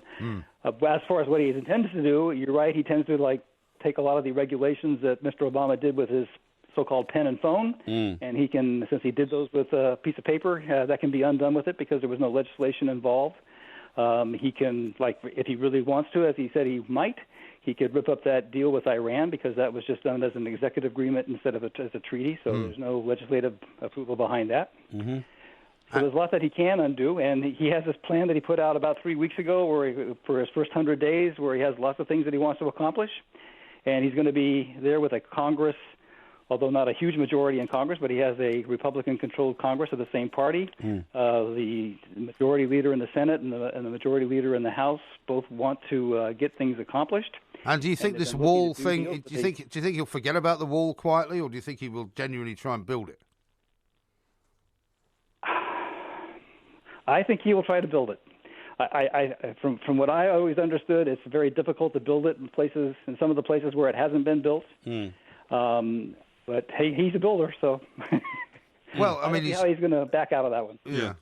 Dan, this situation regarding Mr. Trump's relationship with Vladimir Putin, and I'm looking at one headline here in a British tabloid paper coming out tomorrow morning. Are we heading for World War III? President Trump, win may put us all at risk, experts warn. My own view of having worked both in Moscow and in Washington, D.C., is that actually a friendship between the President of the United States of America and the leader of Russia, Mr. Putin, is a good thing and will lower tension around the world and massively diffuse the prospect of any World War III. Well, I could say yes and no to that. I think it's good to have a good relationship with them, especially between the two leaders. But unfortunately, you have to look at it. It takes two to make these kind of friendly environments for everybody. And when we look and we see, from our perspective, we see Russia, what it's doing in Ukraine and what it's doing in the other Baltic states, and how it is making itself a permanent place in the Mideast with Syria, what it's doing there. These are things that are going to be kind of hard to work out. Maybe Mr. Trump will have a different approach to it than the Obama administration has, and maybe we can work things out and de-escalate a little things. That would be helpful. Yeah. And just lastly, Dan, what about Mike Pence? I mean, he's been a fairly insignificant figure in the whole Trump sort of train, if you like. He hasn't really said much. He hasn't really done much. He appears to be a man that pretty much just speaks when he's spoken to. Will that remain the case during the next 4 years? Well, I think you might be misreading him. From my perspective, what I see of Mike Pence is he did a great deal of helpful work for Mr. Trump, easing his road into some of the conservative areas where there were a lot of people who, some of them have been called never-Trumpers. He opened roads for Mr. Trump into some of the conservative movements. There's still a lot of people that still claim to be never-Trump, and some of them I know are probably unlikely to ever change their mind about that. Right. But I think Pence did help him a lot with inroads in that area. Okay. Well, also, Pence, I think, has outlined what the prospective policies might be. As governor of Indiana, slashing taxes, cutting welfare spending. Indiana? Yeah, slashing taxes, cutting welfare spending. A very conservative governor who has done a lot of good work. Conservatives really like Mr. Pence. And trashed climate change. Trashed all the climate change theories as well, didn't he? Well, that's another episode. Exactly, Dan, we've got to leave it there. Yeah. Thank you very much indeed. That's Dan Spencer there, writer for Red State, one of the few people who actually predicted a Trump victory and who wasn't shocked and stunned, as many of us were, that he actually managed to pull it off. Have you seen Indiana Jones and the Temple of Doom recently then? No, have you? Oh, why did you call it Indiana? Because that's what I believe It's it to Indiana. be. Is it? It's Will Indiana. you pronounce it your way? I'll pronounce it mine. Well, you can Then pronounce we'll it. agree to differ. You can pronounce it wrong if you wish. I'm just trying to help you out. Yeah, I'll pronounce it my way. This is Talk Sport. We've got loads more to come.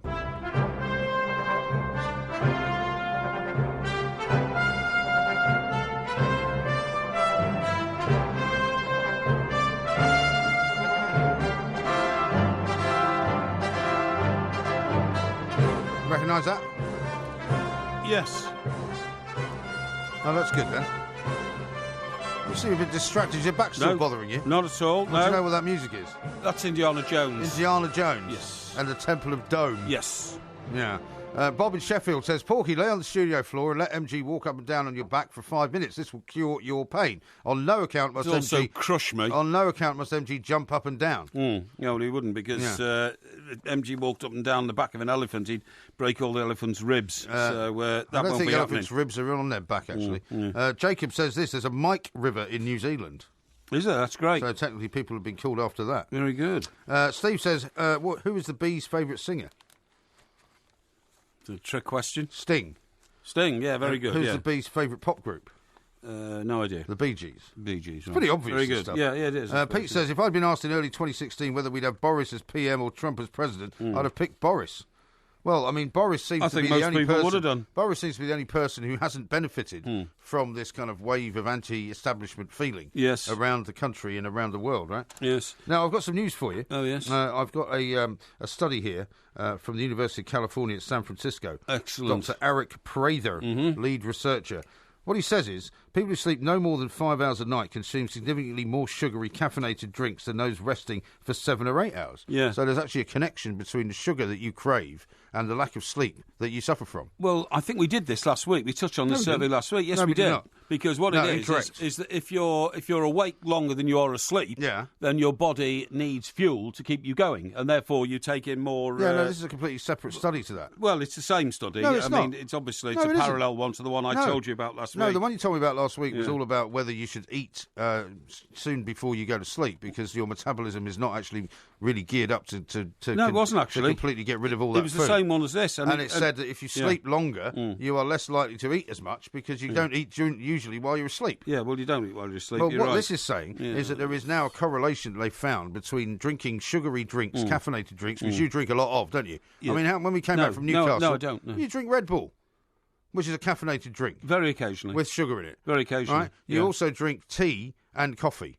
right? Yeah, but I don't have any sugar in my tea. Yeah, but when we went from Newcastle to London, do you remember when I got you a coffee? How many Yes. sugars did you ask for? 4. No, 7. 7 was it? Yeah, You but asked for 7. Yeah, but I only very rarely have sugar in my coffee because I only very rarely drink coffee. I normally drink but you tea. put 7 sugars in it. Yeah, Well, that means you crave sugar, like the fly.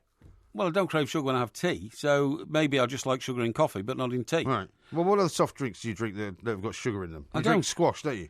Yeah, drink a bit of squash sometimes. That's got sugar in it. Yeah, but that's only to take my tablets, you see, because I have to be able to take them with Right. something that Well, that's what I'm saying. has got sugar in it. I'm just trying to help you here. There's no Yeah, point being so defensive. No, I'm not being defensive. What about those other sort of fizzy drinks that you drink? I don't drink fizzy drinks. You don't drink fizzy Very soft drinks? rarely. Very rarely. Well, Very rarely. you don't drink water, though, do you? No, I don't drink water. Actually, I don't like the taste of water. Hmm. I think it's without character Is that right? and without base. Okay. Listen, I'll tell you one story that we haven't really actually Well, touched I'll on. tell you what, we've got to take a call here, though. Yeah, good idea. Because Pav is on the line. Do you remember Pav? Yeah, I remember Pav. We Yeah. haven't spoken to Pav for a long time. We haven't, actually, I no. think he's finally got out of prison. Okay. Pav, a very good morning to you. Morning. Got out of prison. I'm the one that defends him. Thanks, Mike. Cheers. Yes. Yeah, well, I thought maybe you'd been done. No, maybe you could help us with a jury service question, actually. Go on. Porky's been called up for jury service and he can't get out of it. You're not supposed to get out of it. Well, I'm not trying to get out of it. What I'm trying to do is, Pav, I've tried to represent to the court and to the judge that if you are in a position of doing the sort of job I do, and I have access to millions of people like yourself who can, phone in here any time and say whatever they want, really, because we're a free country, I think that could prejudice the working of the court. And I've tried to point this out to the authorities. Also, if I go to Croydon Crown Court, where I've been called for jury service, and somebody outside the court takes a picture of me or wants a selfie or something like that, and then puts out a funny picture saying, "Oh, Porky was up in court yesterday. What crime has he committed?" Isn't that going to hinder the progress of Justice. of justice, the due process of law? In short, no. Put it this way, Mike. The system as it is now, even we have to go to jury service, and I find that astonishing. Because Sorry, who's we? Who's we? Well, perhaps Yeah, a the lawyer. lawyers. We have to do jury service as well, technically, and that's ridiculous because obviously we're going to go into a courtroom with a lot more legal knowledge, with all due respect, than pretty much the whole of that room put together. Yes. And yet despite having all of that, we still have to perform a service which a layperson is supposed to perform. Now, it's just not the same thing. You can't just divorce yourself away from things or things that you ought to know. So also, surely you might come up really against. Might you not come up against somebody in the dock who you might have represented in the past? Oh no, that's easy because when they call you out, they give you the opportunity that if there's any potential conflict of interest, then you're supposed to disclose it there and then. Right. Okay. So any lawyer would. So what about this, Pav? Supposing a relative of the person on trial recognises me sitting in the jury. Because I do get recognised. I'm not boasting, but I do It's all true, the that time is true, yeah. in the streets and in pubs and that sort of stuff. Supposing then somebody representing the accused turns up outside TalkSport Towers one day, waiting for me to finish a show, and as I come out, wants to talk to me about the case upon which I am a juror. What happens then? Well, there's two facets to that, Mike. First of all, the judge specifically should be given directions during when all the procedure and admin is taking place that the witnesses are not to be interfered with in any way, and that's a criminal offence and it's severe. Yeah, it doesn't stop people doing it. No, does it? it doesn't No, stop. it doesn't. And then, of course, the other thing is you would be under duty, if I got this right, to obviously inform somebody as soon as you practically could that this has happened. Yes. And then it would be down to the judge, more than likely, to take a view on whether he felt that would mean you would have to be either exercised away from that or whether you would then subsequently have to be replaced. There's a whole facet of things. I mean, it's a pretty exhaustive list, but trust me that there are a lot of good checks and balances in place to ensure that doesn't happen. But obviously you guys are not naive enough to think that in practice it probably does. But there are sufficient things in place to ensure it doesn't or to minimise those sorts of things from happening. But that's unfortunately the way it is. And it's your democratic right. And I'm afraid that you can't really put it into abeyance. I heard before I went away for a while you were saying that you were trying to come up with excuses. And No, I wasn't. You see, you've misrepresented me. I'm only concerned about the due process of law. I have said from the start, and I've told all the court officials this, I very much want to do my duty as a juror, and I want to do it. However, what I fear is being hauled in front of the court by the judge on day 2 and being asked why I've been disruptive. And disruptive could mean somebody stopping me in the corridors of the court and asking me about what case I'm on or whatever. That could happen, and I don't want that to happen. In fairness, I did say it seemed. I never said you did, so I did give myself a little bit of contingency there. But anyway, sorry. Jury service wasn't really what I No, you wanted to talk about Trump, didn't you? This is the disturbing thing. And by the way, I will say this: it's a bit churlish now because, frankly, your show was amazing last time. But we've come to expect that now when on these sort of election nights Very and kind. stuff. So it's not really for me to say. But this is the point, gentlemen. I mean, listen, I was over in America, and I know you guys both spent extensive time there in the past. My biggest concern is, look, the due process of democracy, you have to accept it whether you like it or not. That's just democracy. Some of us like it, some of us not. And I don't really have an opinion either way on either candidate because I actually thought it was the lesser of two evils for both of them. But the problem I've got is, and I will preface this by saying that I think a lot of what he said was rhetoric designed to get sound bites, designed to get publicity. My biggest concern is that people were mobilised, whatever class and whatever colour they may have been from, and I know all the TV stations have been busy demarcating today the difference in this class or whatever, but people responded to rhetoric which, and I'm not saying anything controversial here, which basically decided, well, it's not decided, it's effectively xenophobic. He negated Muslims. Well, they did the same. They did the same during Brexit, didn't they? But that it was never as clear-cut as that making subtle overtones to these sorts of things. I know a lot of people suggested there was racist elements and stuff. That is one thing. But, you throw that back here, Mike. If somebody did that here, pretty much that would be political suicide. Because the silent majority, and I'm not I know we call it the greatest country, and we are, but nevertheless, just wouldn't stand for it. But the worrying aspect is that people were mobilized by what I call minority politic rhetoric, which I, as a historian and before I was a lawyer, I've been racking my brains and talking to people all day. I haven't come across, I can't think of a single, certainly Western democracy since, post-World War II, which has resulted in a democracy electing a leader who has effectively had his thrust in minority politics. And briefly, the other thing before That's I true. Well, one thing I would say to you, though, is that in this country, we are far more left-wing as a general nation than the United States is. I'm not sure we are anymore. There are lots and lots of people in the United States who believe that rhetoric and who believe that minority view. Yeah, there's also a massive liberal lobby in the America. United States No, as there well, isn't. No, all it's the a way very, down the East Coast. No, it's a very small one. It just happens to be quite powerful. Pat, you've only got about another minute.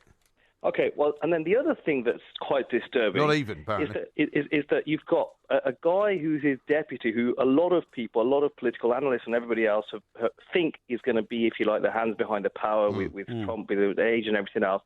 And bear in mind, guys, this is a guy under whose governorship there were serious issues with abortion about disabled children. Yeah. He tried to sign, well, he did sign the Religious Freedom Act saying that people on their religious basis could turn away LGBTs, and it was only under Washington pressure that he decided to do that. And on top of that, this is the worrying thing, he decides to call himself, in the following order, in 2016, a Christian, a conservative, and a Republican in that order. Yeah, for heaven. but that's not unusual in America, Pat. No. You should know that. I mean, if you go on people's Twitter, people who are some Trump supporters, they say God, country, Marines or something like that. I mean, that's not unusual. This is Talk Sport.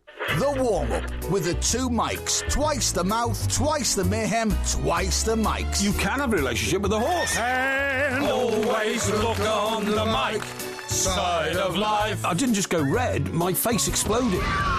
Always look on the mic side of life. Hang on, will you just take this seriously? I'll try. Tell your best mate, girlfriend, and your I ex-wife. haven't lost the plot at all. Puffin will be in your back garden within years.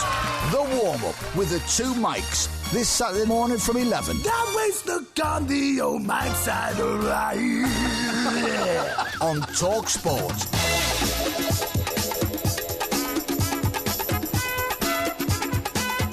This is Talk Sport. We are the two mics. There will be a podcast coming out a little bit later on in the evening.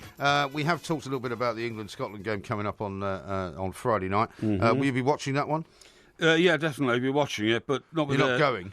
I might go. Really? I have been invited. I might go, but frankly, I don't think I've got the time, and I will leave that to other people. But yeah, we'll be watching it. I don't think it'll be a riveting game. Now, Well, no England games are particularly riveting at the moment, are they? Well, it would be if if we're up against top-class opposition, it would stretch us and try and bring the best out in us. Getting back to Trump, which is a major story at the moment, right? Now, this is what I don't understand. We're now getting reports of street demonstrations in New York, Boston, Philadelphia, and Portland, Oregon, where they are burning flags in the street and chanting, "Not my president, not my president." Right. Now, and calls also for a re-evaluation of the American electoral process, i.e., can we do something to make sure people like Donald Trump don't become president, okay? Yeah. Now, I don't quite understand this because when President Barack Obama was voted into power 8 years ago, I don't remember any street protests against him from the other side. I don't either. So what is the difference? What is the a bit difference? similar, is it not? I suppose you're going to say to when the Tories got in, and there was a couple of nights of demonstrations which turned a little bit violent in London, weren't there?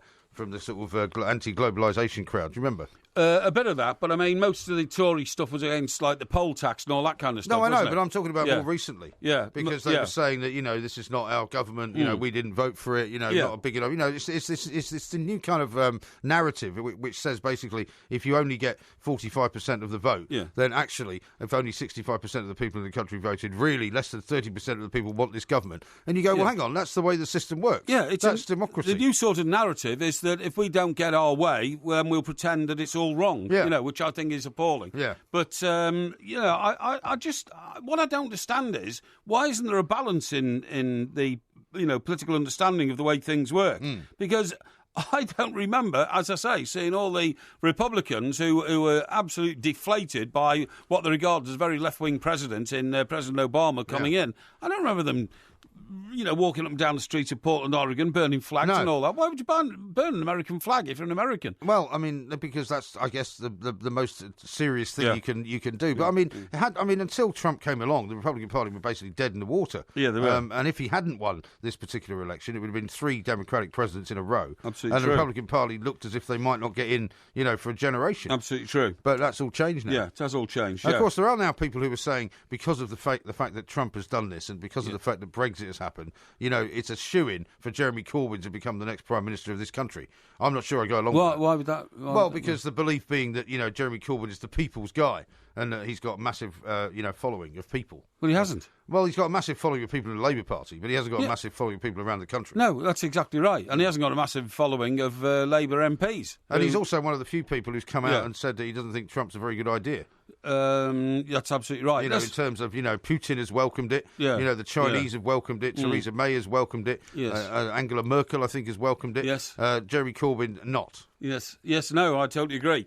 Now then, I'm delighted to say that Ernie, who's a correspondent here, says, can't Porky use the fact that only 1/3 of his heart works to get off jury service? He wouldn't be telling any lies. Well, that is true, but I don't think you can get off on medical grounds, can you? I don't know. Is that giving you an idea? And somebody else here says, I really can't understand Porky's reluctance to do jury service. It could be over in a day and he may actually enjoy it. I'm not trying to get off jury service. Don't you understand? I don't know that it can ever be over in a day, can it? I don't think so. I'm not trying to get off jury service. What I'm trying to do is I'm trying to make sure that I don't become a distraction and a barrier to the due process of law, which I fear could happen. I'm only trying to be honest. Is that guy the filmmaker? This guy on one of our internal monitors? Michael Moore, yeah. That's him, Michael Moore. Is he taking part in this protest? He's protesting on the streets, yeah.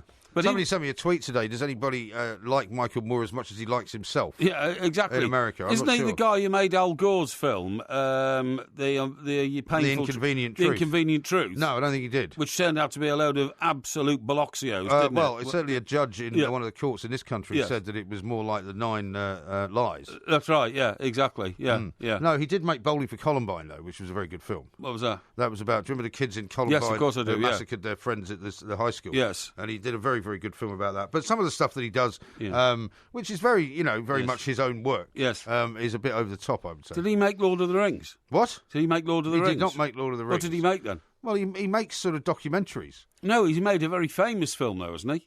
Well, Bowling for Columbine was pretty famous. No, I'm talking about like a film that became one of the, the biggest films of all time. Like thought that's why people actually took any notice of him. No. He doesn't just make documentaries, does he? Well, no, he makes a lot of very, very well-made and very successful documentaries. Well, who made The Lord of the Rings, then? Well, Lord of the Rings was made in New Zealand. Yes, I know. By Peter Jackson. Peter Jackson, right, OK. It doesn't even sound like Michael Moore. It doesn't look like him either. No, but and why would you think that? Well, because I thought that guy had based his right to be a political, commentator on the fact that he'd made some fantastic films. No, he's always been a political filmmaker. He's always made political films. I see. Yeah, he was a famous one. He was the guy who famously went to Charlton Heston's house because Charlton Heston was the spokesman for the NRA, the Rifle Association, National Rifle Association, and famously was holding a rifle at the NRA convention and said, "You can take my rifle from my cold dead hand." Remember that? No, actually. And he went to Charlton Heston's house and basically doorstepped him. Did he? And sat down with him and then started getting into him. And eventually Charlton Heston threw him out. Yeah, well, I'm not surprised. But it makes for great movie making. Wouldn't want a slob like that in your house. Now then, I've come across a new theory which is going to change the world. Really? And that is that obesity doesn't exist. What? Obesity does not exist. Well, I thought you had been fighting obesity all your life. I've not been fighting obesity all my life. I don't mean fighting it personally. But I mean, being attacking people who are obese. Well, after all, you've been on your mate's show on another radio station as an expert on obesity. Yes, I have. Yes, indeed. Now, the reason obesity doesn't exist is because actually, what is happening is, we all accept that we have evolved from monkeys and apes. What? Haven't we? Have we? Yes. We all accept that? Yes. Well, not everybody accepts it. Most people accept that. Really? Well, I mean, have you seen what Neanderthal man looks like? Well, Neanderthal man didn't necessarily evolve from an ape. And cave, cave age man. Well, they haven't worked out what the missing link is, have they? That's what I'm saying. Yeah. Anyway, all that's happening is that people are not becoming obese. People are morphing into the shape of apes because. Well, you think we go backwards? Yes, in a way we are. The development of the human body is heading towards the shape of an ape. Right. And that's what sort of ape? Well, there's only one sort of ape, really, because you can have like a silverback ape or something like that. But the thing, silverback gorilla. Silverback gorilla, that's right, yeah. And the thing, what I'm saying is that it's a natural progression for the body shape to go in that direction, and it's not obesity, it's evolution. Well, I mean, that's as good a theory as any, I suppose. It could be that people are a lot more wealthy and able to eat a lot more. What scientists are asking is, who decided what shape we should be and what weight we should be, and therefore who's got the right to call a person obese? Okay? Well, I think it's fairly obvious when somebody is overweight, isn't it? Because if the human shape was genuinely changing, then we would all be changing around about the same pace, wouldn't we? If we indeed... You're just going to ignore that. No, I've taken that on board. Have you? If we have indeed evolved from apes millions of years ago, what's happening is we are actually still in the evolving process, and we're turning into 30-stone beings. Everybody's going to be 30 stone. I don't believe that. Yeah, everybody's going to be rubbish. 30 stone. Who's saying this? It is an absolute... It's from one of my scientific journals. I mean, who specifically? Hang on. It is an absolute fact, right, and this is indisputable, that the human feet today are about twice the size of human feet 200 years ago. Is that right? Yeah, it's an absolute indisputable fact. What size are your feet? My feet used to be, this is a good question, Yeah. as a young adult, my feet were size 8. Right. And my feet are now size 10. Right. So they've grown? Yeah. By 2 sizes? Yeah, that's right. Sorry, why do you think that's funny? Because you're not supposed to. Mine haven't grown 2. Yeah, mine have. My feet have not grown. Mine have. What? Why? Well, presumably because I'm going through the evolutionary process. Some kind of medical miracle. No. Maybe that'll get you off jury service. Say that your feet are growing at such a rate that you're not incapable of sitting anywhere for a week. No, I mean that's trite. And by the way, Ernie says, "I'm sorry, sensible. MG, but you can use a registered medical condition to avoid jury service." And Mike Parry could do it as he has a medical condition. That's very interesting. I haven't tried that one yet.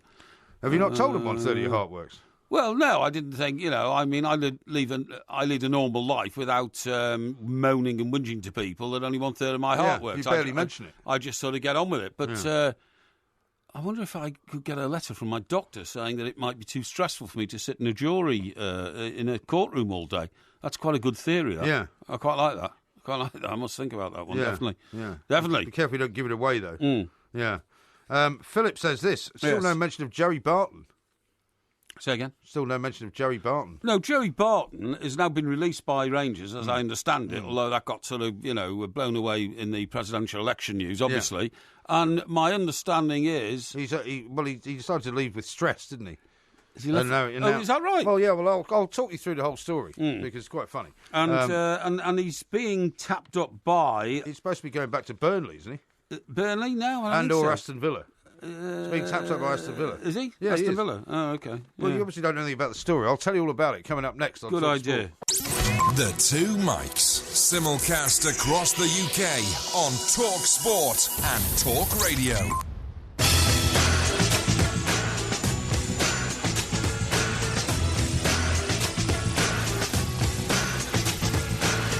Talk Sports teamed up with Asper's Casino at Westfield, Stratford City to give 4 lucky winners the chance to win a 4-star hotel getaway to London, as well as money towards your travel. You'll also receive £200 credit to spend at Asper's Casino, which can be used across the casino, including food and drink. That's right, and this is all to celebrate Asper's Casino's 5th birthday. Now, simply enter at talksport.com/competitions and join us on the Sports Bar on November the 18th to find out if you are one of the lucky 4. And to further celebrate their 5th birthday, Asper's are also giving customers the chance to win one of 5 cars just by visiting the casino during their birthday celebrations. For more information, visit aspersstratford.co.uk.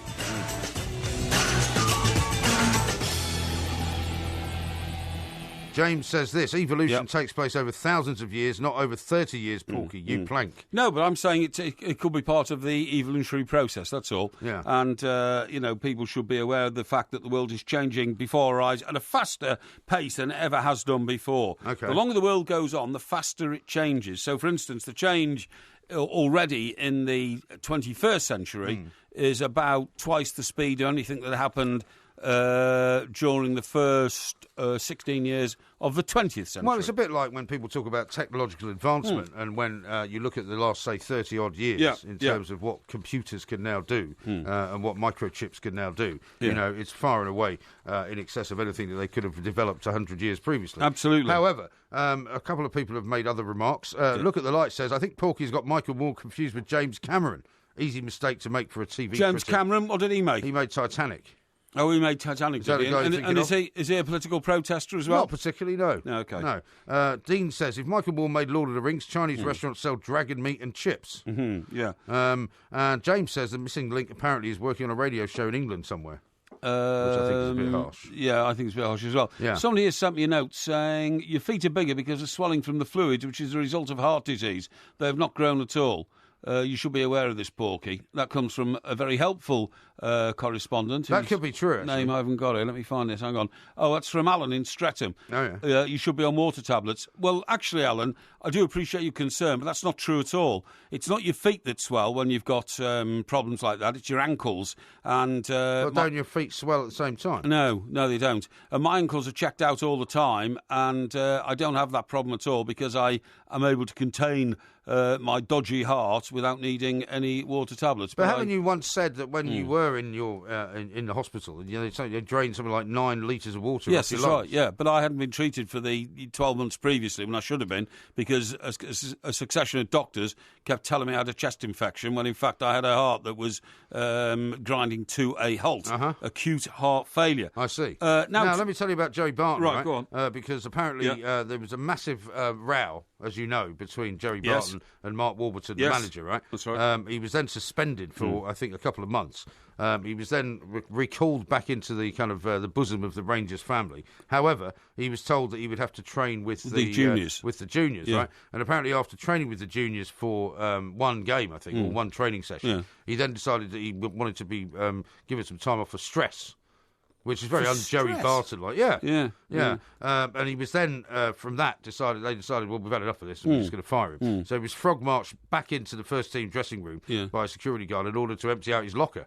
And he was also told that he wouldn't be allowed to park in the senior players' car park or visit the canteen. Yeah. And one of the things that he did apparently when he was there was he bought the players a coffee machine. Yes. Which he put into the players' kind of canteen. Right. Because he thought it might be a nice way of And bonding. did you want to take it with him? And he took it with him. No. He did. He put it under his arm. He believe it. He put it under his arm and carried it away. Really? Yeah. How petty. I know. And does this mean that he's had to have a settlement on his contract then? Well, it does, and apparently some of the Rangers fans are quite upset about this because they don't want to wait until the transfer window. So supposedly he's going to get something like 150 grand to walk away. Yeah, it's shocking news, isn't it? It is. And supposedly, according to the story I read earlier, he may well return to Burnley or Aston Villa may be in the hunt for signing him up. I see. Very interesting. The thing is, with all due respect to Joey Barton, he's at an age now where he's not actually a great footballer well, anymore. He never was a great footballer. Well, was he? he played. I mean, he was never as good as he thought he was. Played one substitute. He made one substitute role for England, so he called himself an England international, which is quite something. Not many people are.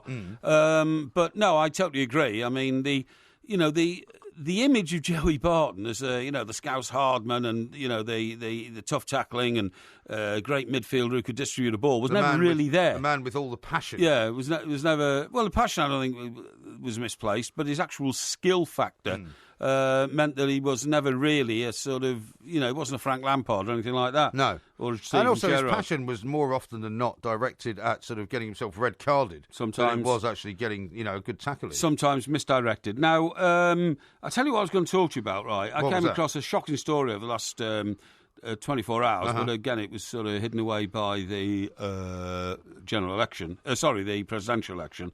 But this guy, right, you won't believe this. This guy who's 30, his name's Andy Doherty. Oh yeah, is trying to get himself in the Guinness Book of Records by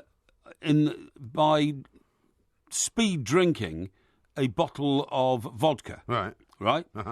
And he has achieved drinking a bottle of vodka in 8 seconds. Okay? 8 seconds? 8 seconds, yeah. What, a 75 centilitre bottle? Yes. Right. And he says, I'm fully up for doing it in front of the Guinness World Record officials to be the verified champ. I was going to try and do it in 4 seconds. Now, hopefully, the Guinness Book of Records will not entertain such a ridiculous challenge, surely they would ridiculous say, sort of well, so-called surely they would say. feat. Surely they would say that was actually possibly injurious to his health. No, this will kill you eventually. No. That would kill you. I remember working on a newspaper when we did a story about a guy who died because he necked a bottle of whiskey while he was out with his mates over the space of like an hour, and he died. Well, just because of the alcohol poisoning? Yes, yes, the alcohol content in his body. Yeah. So what I did was I got an expert to explain what happens to the body if you ingest it with alcohol over that period of time. Yeah. Now, what we did is, we didn't do it over an hour, we did it over a space of about 15 minutes because he was necking it for 3 minutes, and then... going all groggy and all that kind of stuff. And then his mates were throwing water in his face and all that. And then, when he felt better... So was he doing it for a bet or something? He brought it back from holidays, one of these, lads' holidays in Benidorm or something like that. And he got a duty-free bottle of whiskey, brought it back and told his mates this was going to be his liqueur all night, you know. And an hour later he was dead because he ingested so much whiskey. But we got this expert to explain what happens if you drink a bottle of whiskey in 15 minutes. And in fact, it just closes down all your organs. Yeah. You get multiple organ failure because they cannot cope. First of all, the liver can't cope.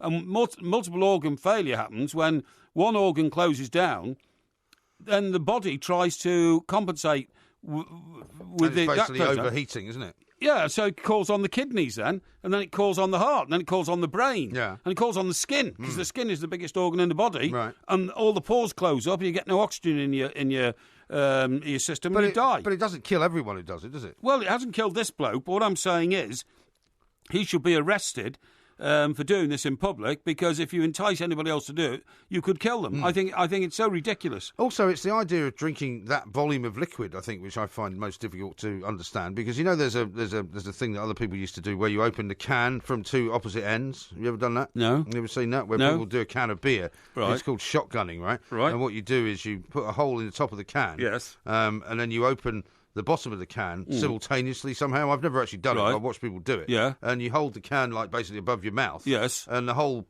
can of beer just goes down your throat. Oh. But I could never drink like that. I literally couldn't. My throat could not take that much liquid in one sort of amount of. I totally agree. With just the volume of it. This is a bottle of Absolute vodka, and he drunk it in 8 seconds. Fortunately, the Guinness World Records said we do not monitor attempts in which people partake in an activity that is clearly life-threatening. Yeah. Because it is life-threatening. Well, that's very sensible. It's ridiculous. And I think this guy should be arrested just for doing it. And he's putting out pictures of himself doing it, you know what I mean? Well, I don't think you can start arresting people for doing it. Well, I think you can. I think you can because, people are so impressionable and everybody's on social media these days. Somebody looks at that. You've got a group of lads out one night, OK, and they say, God, blimey, you've seen this? Look at this bloke here, drunk a bottle of vodka next second. Oh, I'm going to have a go at that, right? And I think... What was that thing that everybody did, in fact, which they had to end up stopping? It was a bit like they did the ice bucket challenge and then they did a couple of things. But there was something that happened and young kids started dying. I remember it was quite popular in Northern Ireland. What, a couple of taking years ago. shots or something? Or... Yeah, they were doing something and nominating some friend of theirs to do something else. I don't know about that one. I just... the relationship between human beings and booze is a very delicate one. For instance... doesn't this bring back memories of Amy Winehouse? Because she died of alcoholic poisoning after downing a couple of bottles of vodka. Yeah, but I mean, she wasn't doing that to make a record in the Guinness Book of Records. She's doing it because she was drinking it. That's right. Well, yeah, absolutely. She'd also been a junkie, so I mean, she had lots of problems, which I don't think you could lay at the door of anybody else. What about the cinnamon challenge? Well, I mean, that was something I didn't know about, and I only did it once anyway. Can I just finish this here? Because I see. This is interesting. This guy who did it is a body piercer. It says everything, doesn't it? Body piercer? Body piercer, yeah. What, as a profession, you mean? That's what he says his job is. Right. But anyway, he says he drinks this bottle of vodka using a trick called a strawpedo, where a straw is looped over the bottle's neck to let air out from the bottom. So it comes out massively quickly. So he's actually causing it to siphon out into his mouth? That's right, and it goes straight down his throat. Right. I could never drink like that. No, I couldn't either. I had a mate, actually, at school who could drink a pint of ale by opening his throat and pouring it down in 3 seconds. Well, like the people who used to drink a yard of ale. Yeah, exactly, yeah. But that's what I'm saying. I physically couldn't do that. Unbelievable! I don't know why you're so protective of the rest of society. Well, I just don't think that... I mean, to me, all my life, drink has been drunk to enjoy. not to kill you. No. And I just think people should be protected from lunatics like this. Oh, okay. Yes. Well, as long as you've got that sorted Yeah, out. I have, yeah. Yeah, well, coming up is Porkyvision, so I hope you got that sorted out as well. This is Talk Sport.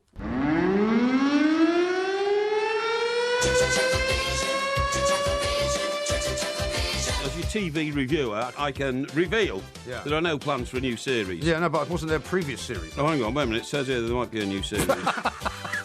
What's your problem?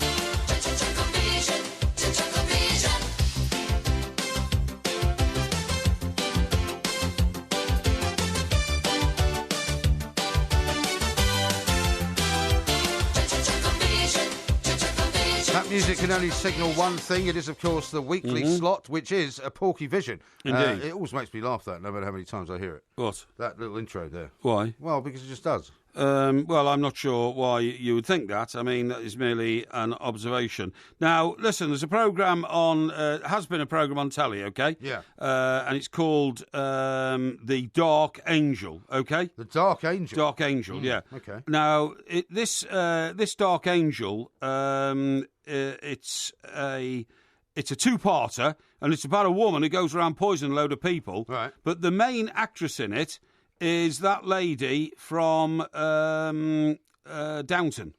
Okay, That lady from Downton. Which one? She was the maid. She was the maid married to Bates. Oh, yeah, well, the one that was accused of murder. And her name is Joanne Froggatt. Joanne Froggatt. She's the one that was accused of murder. Yeah, both she and Bates were accused of murder. Yes. Now, the strangest thing was she was accused of murder by assisting in a plan to murder Bates's wife by going and getting poison from a chemist, okay? Right. So the thing is, Joan Froggatt, the lady I'm talking about, the maid Murder from Downton... Bates's wife. Wasn't she accused of pushing the guy that had attacked her underneath a horse and carriage? Yes, that as well. That as well? That as well. What, as well as the other murder? Yeah, in Downton, he was alleged to have supplied poison for his wife to kill herself. Oh, really? And she was supposed to have gone to the chemist and got it. I don't remember that. Yeah, definitely, yeah. Oh, so there were two murders then? There were two alleged murders, yeah. Okay. But neither of them were a murder because she didn't push anybody under the tram, did she? 'Cause he was the bloke who was... Well, the belief was that he'd actually done it, wasn't it? Well, exactly. And the point was that the guy who went under the tram was the guy who was telling the authorities that Jane Froggatt had done it, but she hadn't. Right. Well, I thought the guy who'd gone on the tram was dead. I mean, it's not a tram. It was under... Was it under a tram? It's under a horse. A horse? Under a horse, yeah. A horse and cart. a handsome cab. Yeah. Yeah, well, he is dead. But, I mean, before he was dead, he was trying to... What, tell her that she'd done it? Yeah, he was trying to fix up Jane Froggatt. I see. Who's, I can't remember what her name was in Downton, but that doesn't matter because No. in this one she plays the Dark Angel, right? Yeah. But the real name of the Dark Angel, because it's a true story, this apparently. But And if so it's is this set in olden times as well? yeah, it's set in 1873, and she plays the role of Mary Ann Cotton. Right. Right. Mary Ann Cotton is from she's from like Durham, okay? Durham. So she speaks like Vera. Oh, like Vera. You know. Well, that must be easy for you to follow then. Aye, and Bunny lad, have a cup of tea. So Mary Ann Cotton, played by Joan Froggatt, goes Yeah. around offering people a cup of tea all the time. And is she some kind of psychopath then? Well, she laces the tea with arsenic. Yeah, but why is she killing all these people? Well, she kills her first husband because she's learnt from one of the girls at the cotton mill that you can get life insurance policies on your husband. Oh, right, yeah. So Black Widow type. Yeah, and in those days, lots of people died of, like, the lurgy and all this kind of stuff. The You know what I lurgy? mean? Yeah. The Black Death. So, well, it wasn't a Black Death. That was in the Middle Ages. This was like, you know, when people worked in factories, got loads of diseases. Yeah. And in fact, a lot of these people worked down mines, so they got lung diseases Yes. and they died. So she got away with the first one and then thought, I'll do this again. And then she started poisoning children on the basis that if she saw a bloke she fancied and he had children and his wife had died already, you know, from the lurgy or something, she would then start poisoning the children, but then she'd act as nurse and go and become close to the father. Yeah, but she'd help the children recover, but the reason they were recovering was she stopped putting arsenic in their tea. Sounds like quite a challenging role. No, it was terrible. It was awful. No, I mean for her to play. No, she was expressionless in the whole thing. Oh, you mean she wasn't any good at it? No, she was hopeless. She had one expression all the way through, and that was of a very glum-looking, very plain-faced woman without emotion. Right. She was. Isn't that the point? Well, yeah, but it didn't work. It just didn't work. So then she started poisoning the wives of people she wanted to marry. Then she started poisoning the people she'd married because she didn't think they were up to it, and he's only a coal miner, and some bloke in the house up the hill who employed her as a cleaner had his ironer, so she poisoned her husband to make her free. Then she poisoned, the bloke's wife to make him free, and then started poisoning his children, and then by mistake she poisoned her own children. And by mistake? Yeah. Oh, dear. Because she had to make her own daughter ill in the same house to make out that it was something to do with the house. But then her daughter got up in the middle of the night, felt a bit thirsty, and poured herself a cup of cold tea. Right. But the tea had arsenic in it. So she killed her own child. So she had this magic teapot, which was full of arson all the time, arsenic sort of thing. And it was just meaningless. Just people dying. And the problem was, sometimes she poisoned a child who just died and looked like an angel in bed. Right. And then sometimes she was poisoning like an ex-husband or a boyfriend or something, and he got the raging, frothing madness, all foam coming out of his mouth. Oh, dear. And all that kind of stuff. So, but it was hopeless. It was useless. Now, where the old horizontal refreshment came in is that a couple of rich men that she sort of, lured into her web. She would indulge in the form of horizontal recreation where the woman is bouncing up and down on the bloke. What, you mean with the woman on top? Yes, exactly that's what I'm saying, yes. It's not so horizontal, really, is it? It's more vertical. Well, he's horizontal. Well, he's horizontal, and she's vertical. That's right. Vertical, yeah, absolutely, yeah. And at a 90-degree angle, usually. Yes, that's right, absolutely. Yeah. And I think they did that so that they could actually film it happening, but you didn't see anything because they still had the clothes on, you see. Yeah. And but also, it's presumably a family show, isn't it? It's a family show. And rather distasteful and all that kind of stuff, you know what I mean? And then if anybody displeased her, she go around poisoning them as well.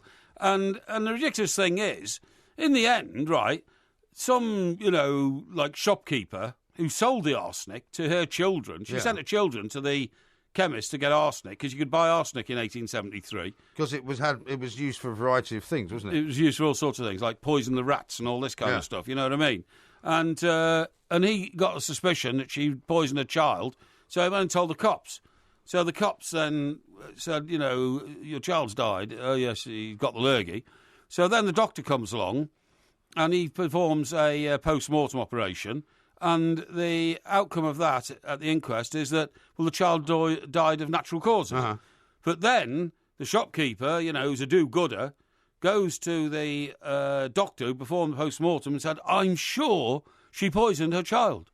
And the doctor says, well, all right then. Well, there is one more test I can perform before we bury her. Well, why didn't he perform the test before? Well, that was why some of this stuff happened, because people weren't very good at chasing it up, were they? Anyway, he performs the next test. She then gets arrested. They then go around digging up 13 other bodies. But I can't see how a dead body in 1873 could yield any traces of arsenic, because all the flesh will have rotted off a body. Because in those days they didn't have any crematoriums; they just used to bury people. Yeah, but they also didn't really have the DNA tracking. No, anyway, it was all rubbish, and in the end, she ended up in jail, and in a very. So it's just like a one-off, or is it like a series? No, it's a two-parter, and in an emotionless scene at the end, they hanged her. They just brought her out the cell and tied her hands together, put her hood over her head, and that was the end. Bang. Well, it's not meant to be cheery, is it? No, but there's not much you can do with that, really. All this, dark emotion, the dark age and all that. It was also rubbish. Now, the other thing I saw was, that's right, The Missing. Now, this has taken a real twist, right? Now, I've seen the one from last week, I think, but there's a new one. Is there a new one tonight? New one tonight, but I'll tell you up to the end of last week. Yeah. The most amazing thing is... The girl who was not the daughter of the couple whose daughter returned to them burnt herself to death in the shed. And that's how her father got burn marks on his back. He tried to burst into the shed. Yeah. But you saw this ghastly sort of face of a skull and a corpse and the burnt body inside the shed. But intriguingly... At the end of the show, they then, because this goes all over the place, this series, different countries, different years, 2014, 2016. It doesn't jump about quite as much as it used to, does it? It goes now to Switzerland, and it shows the back of the head of a lady sitting in a square in Switzerland, in Bern, or Vienna or somewhere like that. Bern, And And a waiter tries to tap her up by saying, "Are you here on your own, young lady? Would you like to come and have a drink with me after I finish work?" Yes. She said, "No, I'm accounted for, thank you." And then when she turns her face, it is the girl who we believe is burnt to death in the shed. Right. So it's becoming intriguing. So who's the girl in the shed? Exactly. Who is the girl in the shed? Well, who do you think? Well, it could be the other missing girl, because two what of them you mean? went missing. Well, how did she get in there?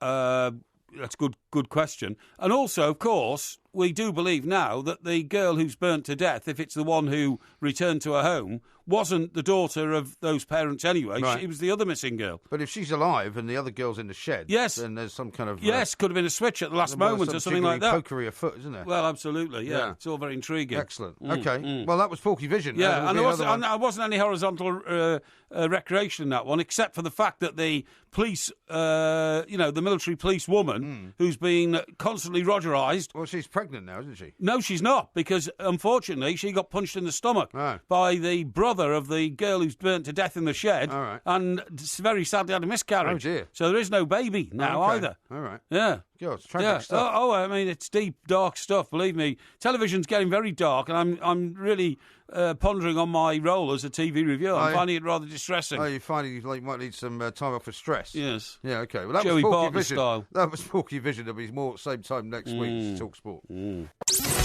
Two Mics. Simulcast across the UK on Talk Sport and Talk Radio.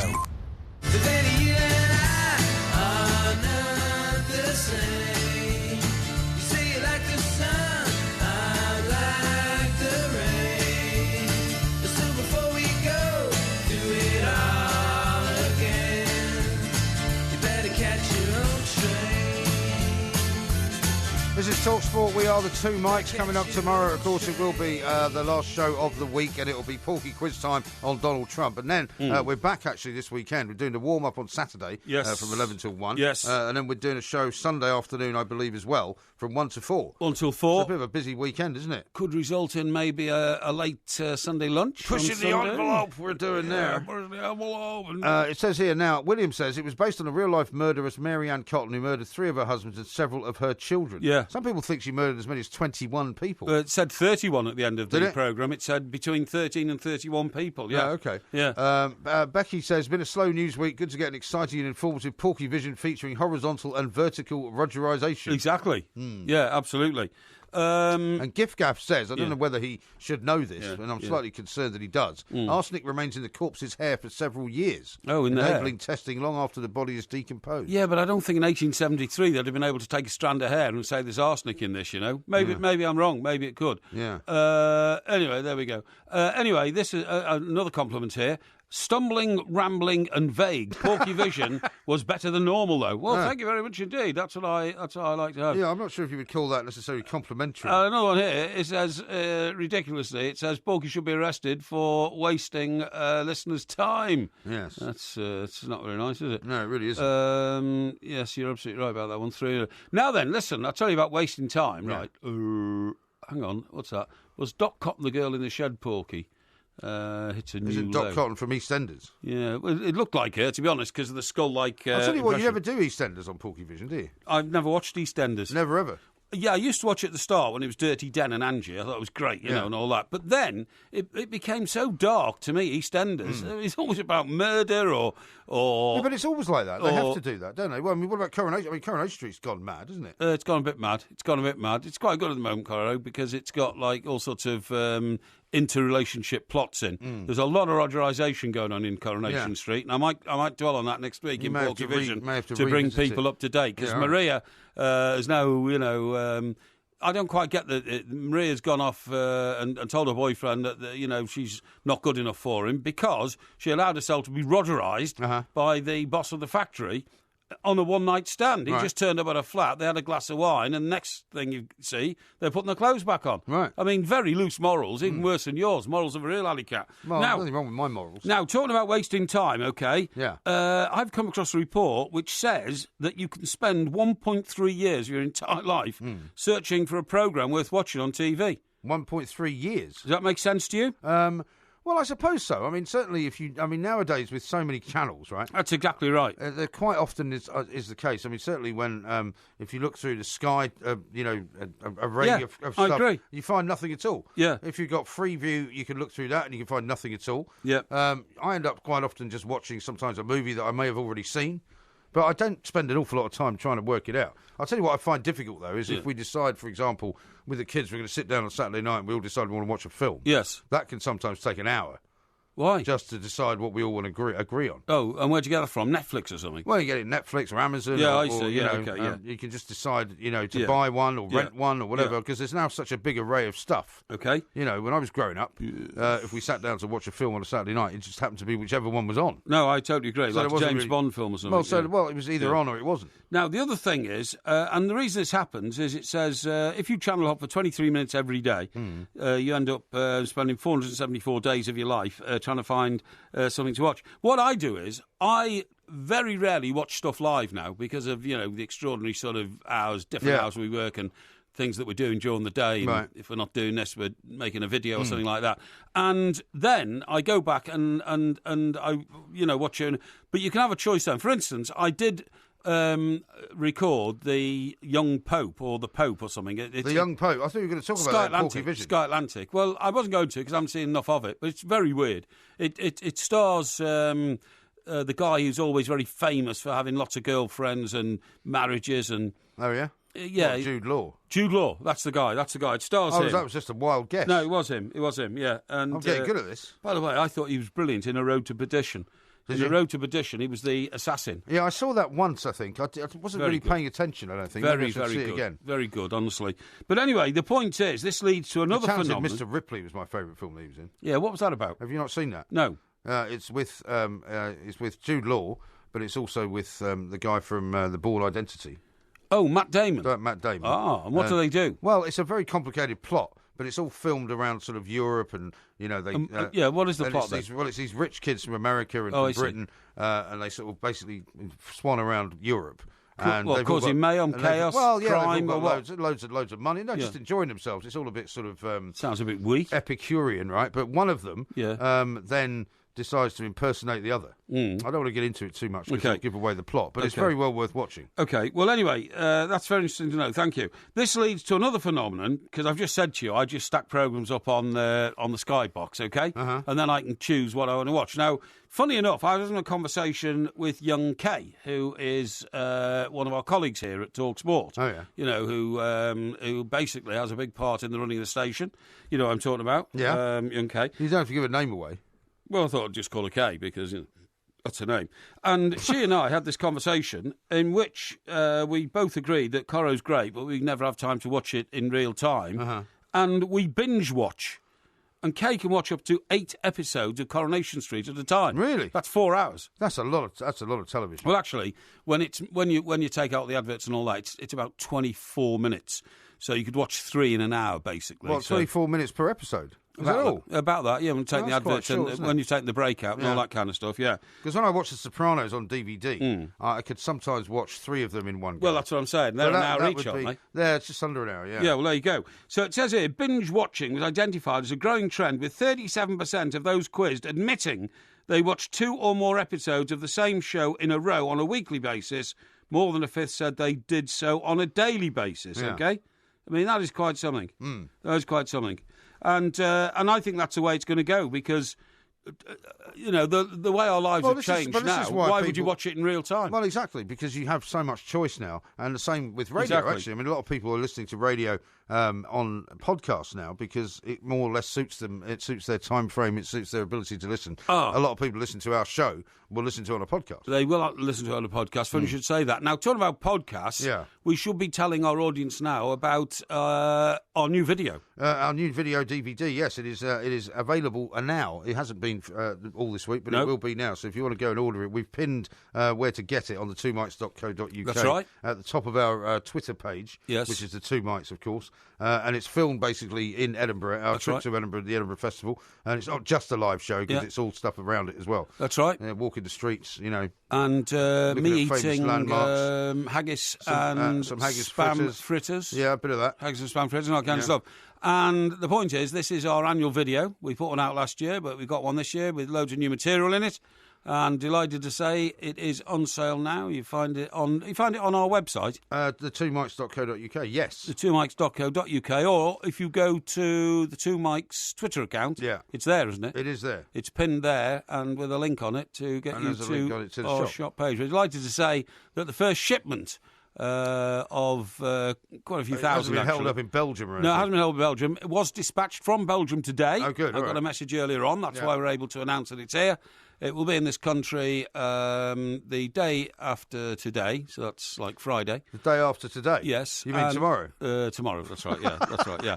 And, that's basically, yeah. And then we They could have called it that, couldn't they? What? That film, instead of the day after tomorrow. Yeah, that's right, They could have called it the day after today. That's right, plus one. Plus one. And then it will be dispatched out around the country and the world. Now then, if you want it dispatched to America... What are you talking about now? I'm talking about the DVD. Yeah. It'll get there easily before Christmas. However, there is also an option to download it, isn't there? You can download it as well, which is through Vimeo, and we'll put that link on the website as well. We will. In case you need to find it that way. We will. Excellent. Good. Okay, so I thought I'd let you know about that, kids, because... Kids? Yes, because I know a lot of you... I have genuinely had a lot of inquiries from people saying, will there be a video this year, a new video for a Christmas present for my dad, for my boyfriend, for my father-in-law, for my uncle, for my brother. Why are you being so gender specific? I'm not, because I was about to say... All of your suggestions have been for women buying it for men. Well, if you'd let me finish, and from a lot of... We haven't got time to let you finish. For a lot of male listeners who've said, my girlfriend loves you, and I want to get a video, is there a new one? So that's for girlfriends, mothers, sisters, daughters, and sisters-in-law and daughters-in-law. It is there. OK, thank you very much. Here's one from Steve. He says, what about a movie called The Untalented Mr. Parry? Hey, that would be brilliant, wouldn't it? But the problem is there is not an untalented Mr. Parry, as far as I know. Certainly not in this studio. So you'd have to make it up because it's fictitious. There could well be.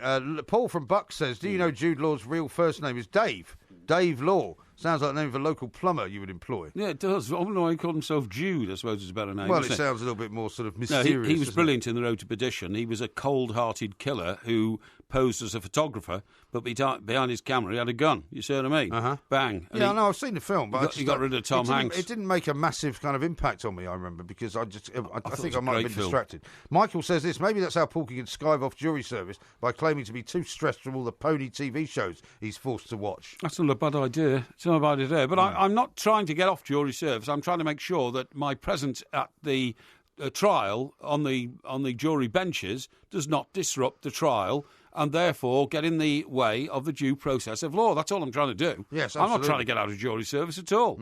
Now, lots of people have come on and reminded me that it was called Neck Nominate, that ridiculous craze that lots of kids got involved in, and people started dying because it was you had to nominate somebody to actually drink something very, very quickly. Yeah. And it was really stupid. Yeah, it sounds a bit stupid. It was very stupid. Sounds a bit stupid. Yeah. Now, what's your plan for the rest of the day? Apart from sort of boning up on Donald Trump. I have a big meeting with our accountants today, believe it or not. And you got a meeting with who? Our accountants. Oh, great! Because if you realise, that should be interesting. You have to pay loads of taxes in January, so I've got to get all that sorted today. No, okay. But I am a very, very willing taxpayer. Of course you are. Very willing. Yeah, nobody's ever said anything to the contrary. Exactly. We've got a big show coming up tomorrow, then we're here at the weekend as well. Yeah. We are the 2 Mics podcast coming out very soon. Look at the light! Don't forget to come back tomorrow for another sparkling, as fizzy as a bottle of champagne podcast from the 2 Mics. I've got a rock in my roof garden which has a solar panel on the top. A rock? A rock, yeah. What sort of rock? Well, it's a light rock. A light rock? Yeah, it's a rock with a light in it. See what I mean? What's your problem? Why What's your would you problem? buy a rock with a light in it? Well, it's very decorative. It's decorative for the must garden. be horrendous.